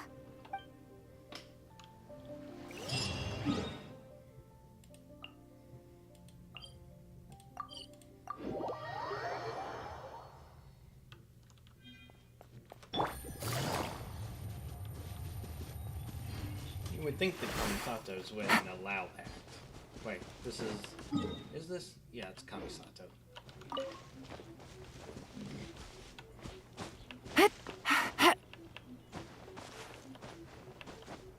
Yeah. Hup. Ready.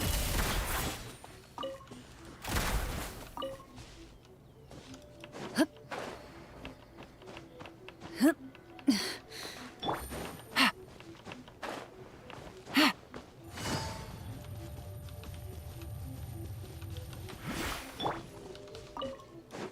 Into the shadows.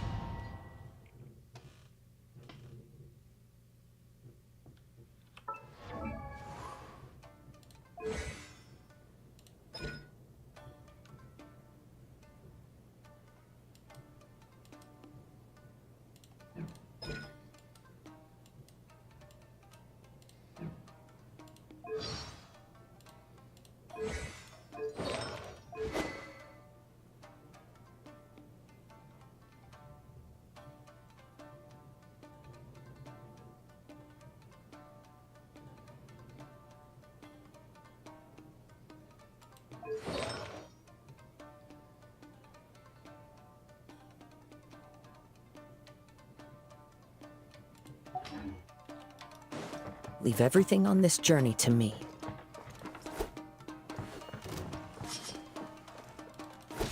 There's more!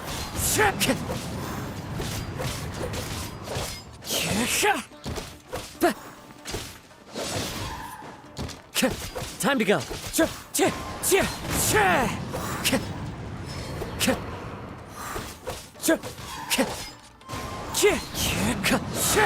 get down to business. Light blade! Into the wind! Clouds high. The birds call!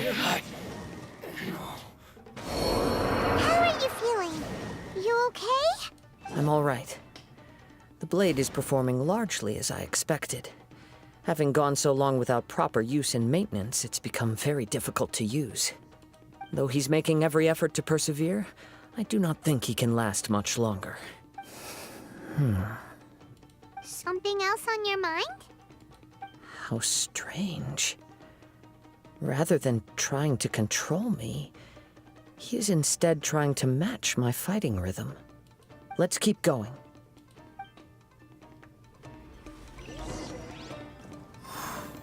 Well, the torches are definitely a welcome power boost.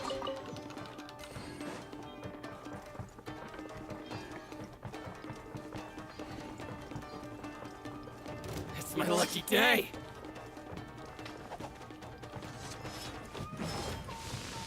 The wind knows me.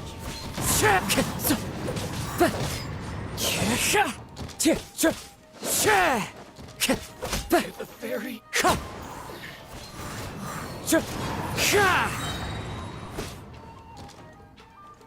Finally, let's get down to business. It's fine. Electro.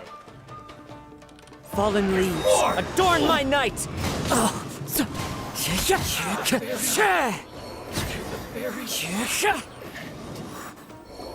Whoa! Something's up with the blade! Growing dimmer. I can sense that his strength is slowly fading away. The blade is becoming more and more difficult for me to wield. He cannot hold out much longer. If he keeps persisting, he will likely break apart at any moment. But what would that do to Amanome Yuya? I will be careful with it. He also says he does not have any plans to give up easily. He's still trying to achieve his goal. I think I saw a treasure chest over here. What was it? Where was it? I know I saw something.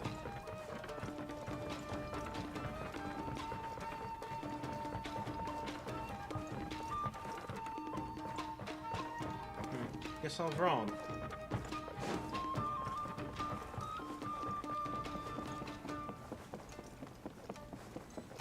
Looks like there's one right here at least.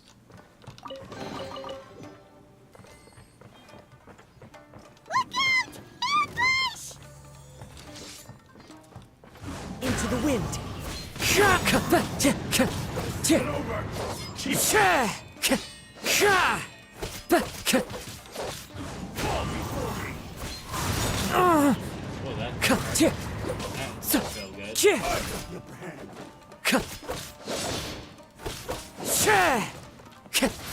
Wind Strider.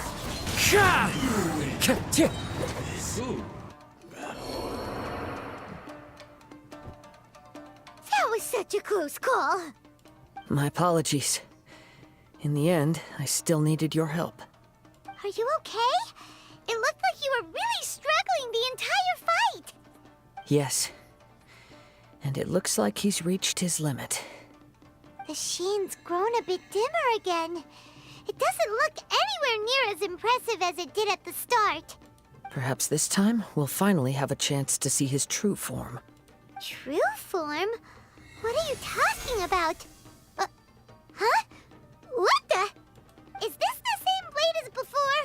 It looks like a piece of junk! If you choose to continue in the state you're in, you wouldn't even be able to beat Samurai and Kairagi, much less the almighty Shogun. Maybe you did truly wield power to rival the Shogun's light when first forged. But the long journey from Snezhnaya back to Inazuma has left you battered and broken. It barely needs stating anymore. Your ambition is a flight of fancy. I've finally figured out why it was that you agreed to my bet. You wanted to reach a state of harmony with me. For perhaps then you would still be able to wield commendable power. But regrettably, we are nothing alike. I will never understand your obstinacy and cruelty, nor can I empathize with the one who made you. The only one who truly understood you had already passed away by the time you were born. Huh? What's that supposed to mean? There they are! Take them down! Where do they keep coming from? Yup, we can help this time. Don't worry. I'll use my own blade. It's just more of the same.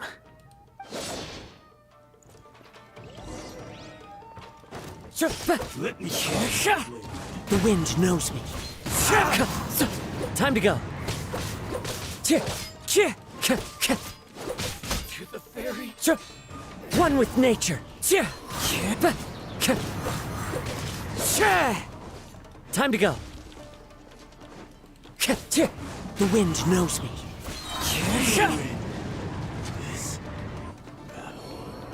You fought way better with your own sword. You are a true Kaedehara in flesh and in spirit. Though we fought briefly together, you have seen me for who I really am. No one knew anything of my story throughout my travels, nor did I tell it to anyone. You are the first person to know the truth. I thought that if I could achieve Ishin harmony with you, perhaps there would still be a ray of hope for me. But in this too, you have failed. Indeed. No matter how hard I tried, I could not attain that perfect harmony that your personal blade does with you. Too much time has passed. My physical state is poor, and without proper maintenance, I can only disguise my true appearance behind an outer sheen. Yours is the blade that took on the Muso no Hitotachi. And what a magnificent blade it is. Perhaps I shall never reach that level of glory. Actually, this is just a generic blade that I picked up during my travels in Liyue. What? Forging and maintenance are both important for a blade, but they are not everything. This blade has traveled the land with me for many years, and we have formed a close bond during that time. Plus, in the moment that I most needed it, I received aid from another power. Skill, blade, determination, and desire. All these must be aligned in the practice of Ishin art. There is something else I must tell you. Though your maker may not have been aware, your ability to possess your own consciousness derived from the power of the Tatarigami. Tatarigami is a malevolence from the ancient past. It is the source of your mania and savagery. Though you tried to cooperate with me while I was wielding you, the part of you driven by Tatarigami was constantly trying to seize control of my body. I sensed it, but I couldn't change it. It is an integral part of my consciousness. I resisted its temptations because I wanted to save Amenoma Yuya. But I do not know whether you yourself have any intention of trying to fight it. I feel a great sense of regret for you. Since you embarked on a journey bound for a destination you were destined never to reach. The moment you embarked on this journey, you lost the only person who could have ever unleashed your true potential. And yet there was no way for you to turn your back on his ambition. You have known this for a long time. It is the true source of your despair. He gave me everything. My life, my form, my consciousness, and purpose. How could I possibly deny him his wish? I said to him, "Do not worry. From here on, I shall forge your legacy." How could I go back on my word? Aww. I believe our bet is now settled. I have nothing further to say. Where are you going, Kazuha? He now has neither the ability nor the motivation to cause further harm. Let's give him some time to reflect on things.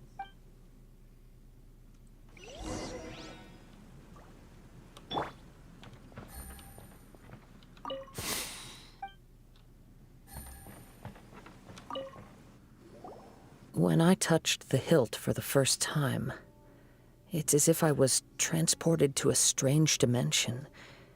It was somewhere I've never been. A bladesmith lay quietly on the bed, his frail face barely visible under the moonlight.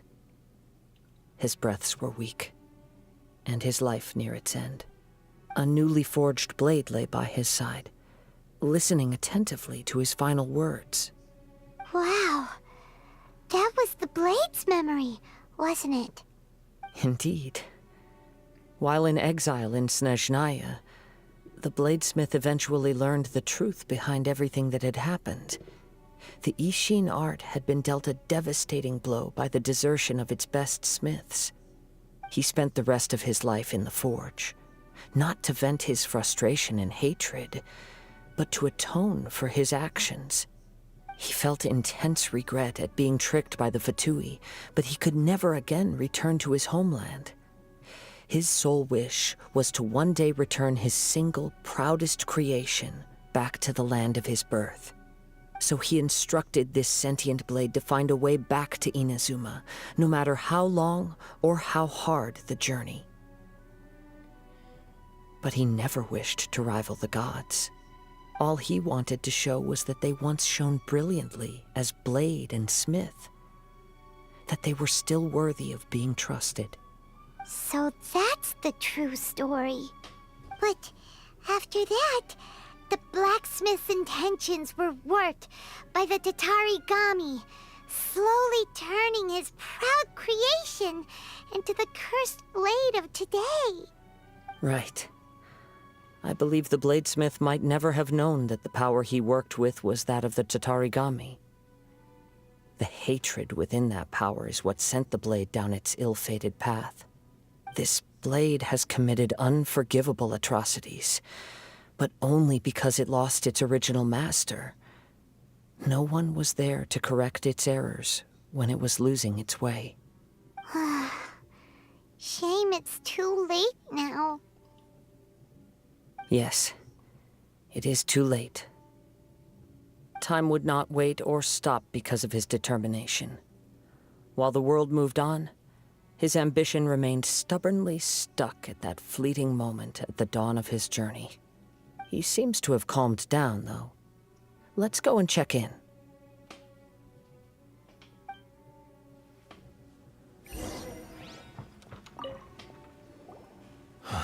When I look back at the past, I can remember the day of my forging like it was just yesterday. I once told him that I would pay any price to fulfill his wishes. Such was the debt I owed to him for giving me the gift of consciousness.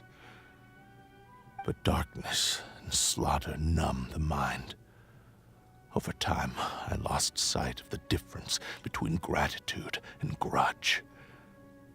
Not only did I fail to fulfill his ambition, I also defiled it. You are finally seeing reality clearly. Since we agreed to the terms of the bet, I will honor the agreement and release Ame-no Mayuya. But I still cannot bring myself to forsake his ambition. It is the entire purpose for my existence.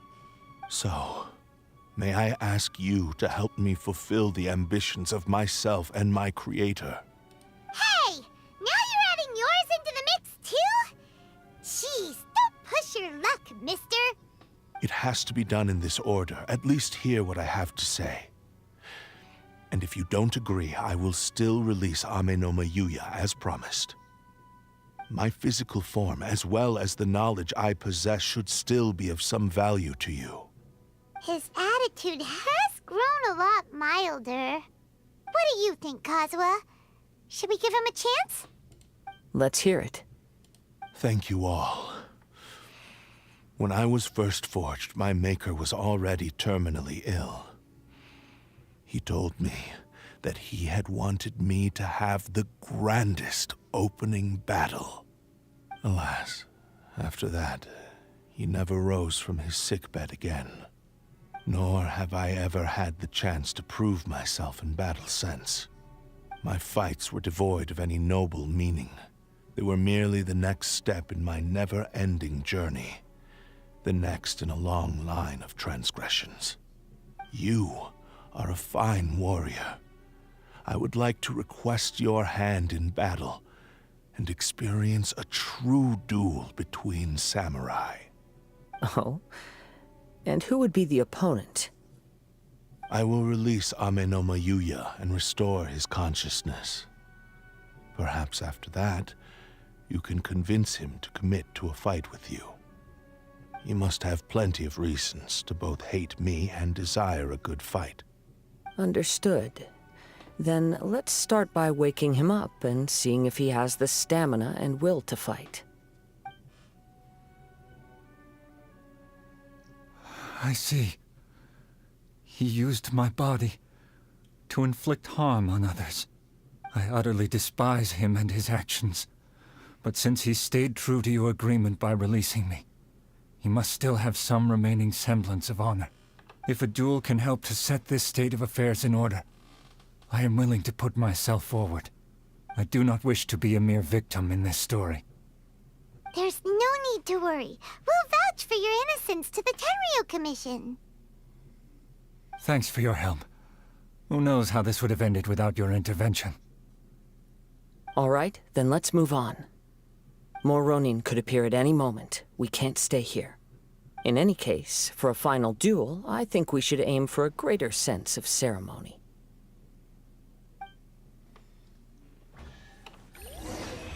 There we go.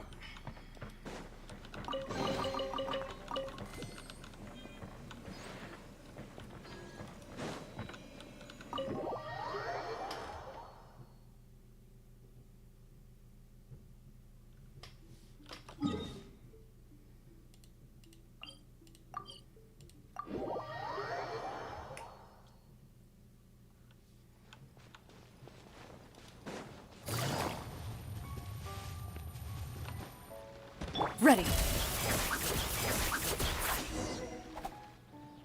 This reminds Paimon a bit of the Crux Clash. Yep, we still can't let our guard down. Even now, Paimon has a sneaking suspicion that Blade hasn't told us everything. Still, if he's way past the point of redemption, it's hard not to feel a teensy bit sorry for him. Are you ready? Ready? Okay. All right then. Successor of Ishin Art, Kaedehara Kazuha. Successor of Amenoma Art, Amenome Yuya. Honored to cross blades with you. It is my honor also.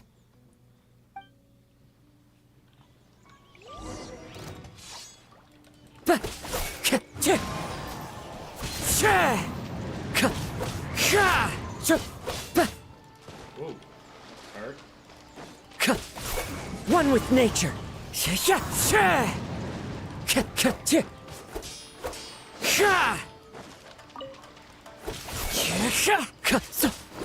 The wind knows me.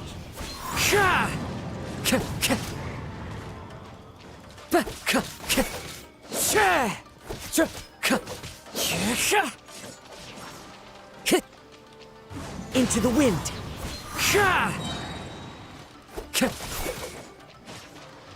Time to go. Clouds high. The birds call. One with nature.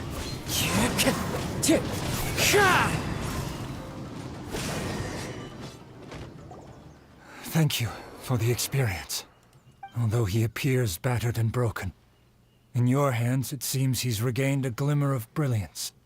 His sense of savage cruelty has completely faded away. But that same sense of determination remains strong. You also fought well. I'm sure he relished the experience. There are a few things that I shall leave him to tell you himself. I must apologize to you for all that has transpired. You need not seek my forgiveness. Nor do I have the right to forgive you on your victim's behalf. It is too late for all of that. I do not wish for forgiveness. I only hope that you will see my transgressions as mine alone, and not let them stain the legacy of Ishin Art. I strayed far from the straight and narrow path, but the Ishin Art still has a worthy successor in Kaedehara Kazuha. I beseech you, please understand this. Yes. I too trust Mr. Kaedehara to do the right thing. Thank you, successor of Amenoma Art. This blade has also told me that he has another wish. He would like to visit the Amenoma smithy. Maybe we can go back there together. What does he want to go there for? I'm not sure, but I think that all this is about to come to an end.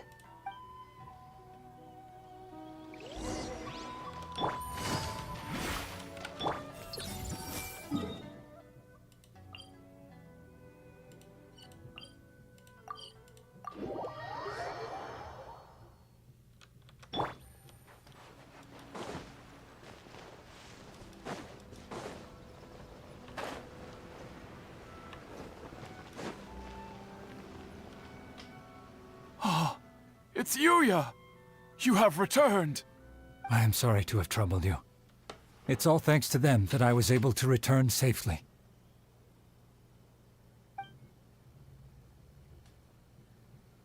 A prized Ishin blade, turned weapon that controls the human mind. Considering their forging philosophy, this was indeed within the realm of possibility. This is a great pity.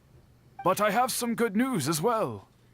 Ryuji, from the Bantan Sango Detective Agency, tells me that they've found the missing Mr. Nagato.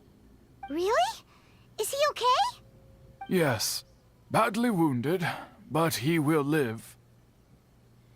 And now that Yuya is back, it seems like the final ending to this story is a happy one after all. I think I know what you want to do. What's wrong, Kazuha? Is the blade whispering in your ear again? Yes.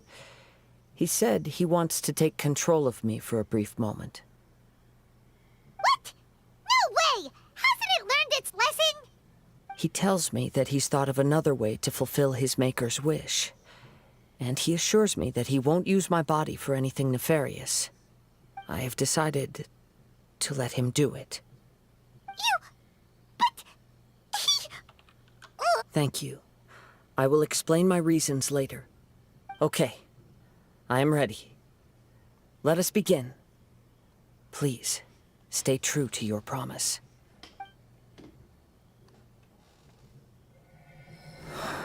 Cutscene. My power is almost spent. Without him, my eventual demise is inevitable. But if I abandon the future to give everything I have in this moment, my physical form can be forged anew. Everything? You mean... Yes. The cost is my entire consciousness.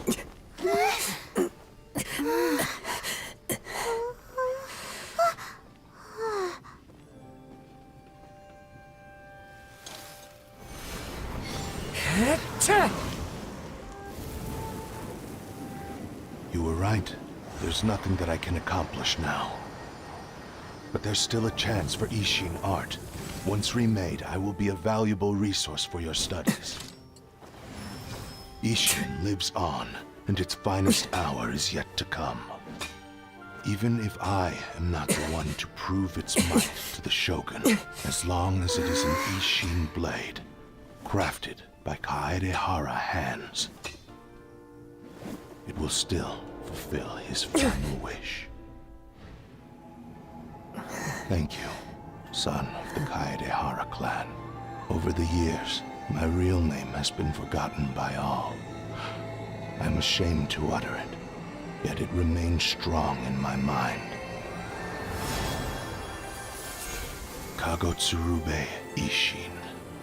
This name is now yours to keep. Rest in peace.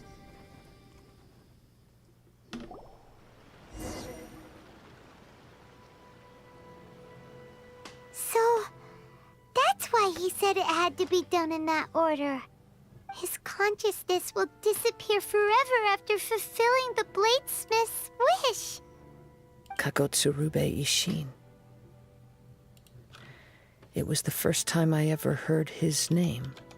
It seems like deep down he disapproved of his own actions, and thus chose to bury this name deep within his heart. Only in the final moments, before his consciousness faded, was he willing to entrust it to another. Seems like he really wanted to fulfill his maker's wish. The same fervent ambition that gave him the motivation to keep going forward also fueled the stubborn determination that blinded him to the path ahead. Speaking for myself, I'd rather see him recognize and atone for his mistakes than see him punished for them.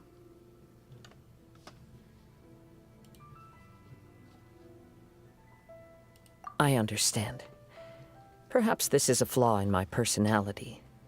I've always been captivated by grand aspirations. Hearing his wish to rival the divine light touched something inside of me, just as the sight of those who fought to repeal the Vision Hunt Decree did. Your quest to face the gods and trace your sibling inspires me in the same way. After everything I've seen, perhaps these pursuits fascinate me a little more than they should. Oh, Kazuha. I will continue to support you from this point on. Know that you will have my assistance whenever you need it.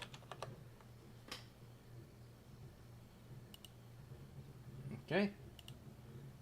Wait! Shouldn't we also go update Kujo Kamaji? Oh, you're right. We need to tell him about the findings of our investigation. And it's also time to give him a response to the offer he made me.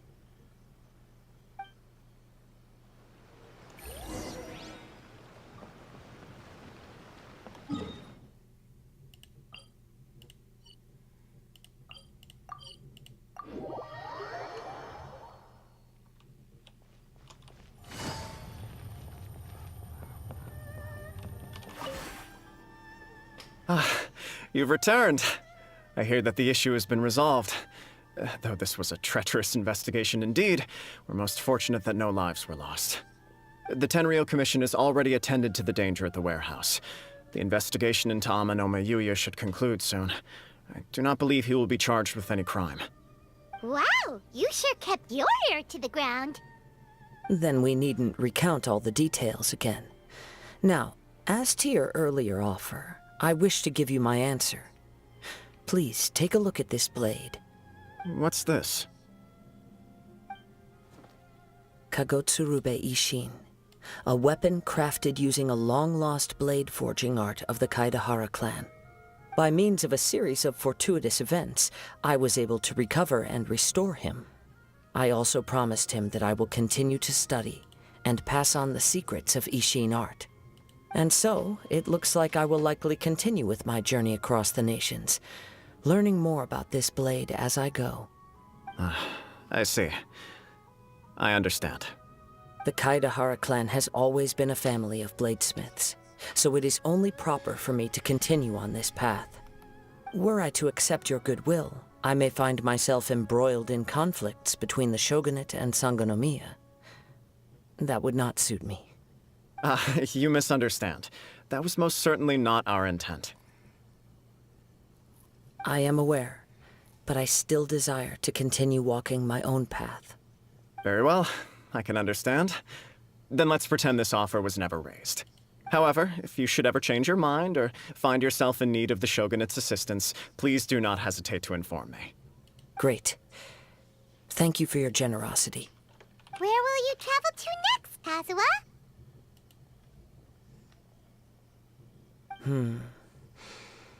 I'll probably take to the seas with Captain Beto again for now.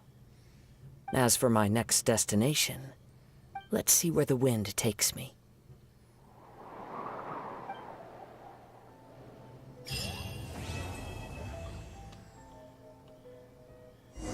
You must have a whole bunch of questions after our last conversation with Nahida. Paimon was ready to ask her a million more questions, but didn't want to seem too pushy. Like, about these Descenders. So, does that just mean people like you who come traveling to Teyvat from someplace else? And as for your brother... Whew, so many questions. Let's go find Nahida and see what else we can find out.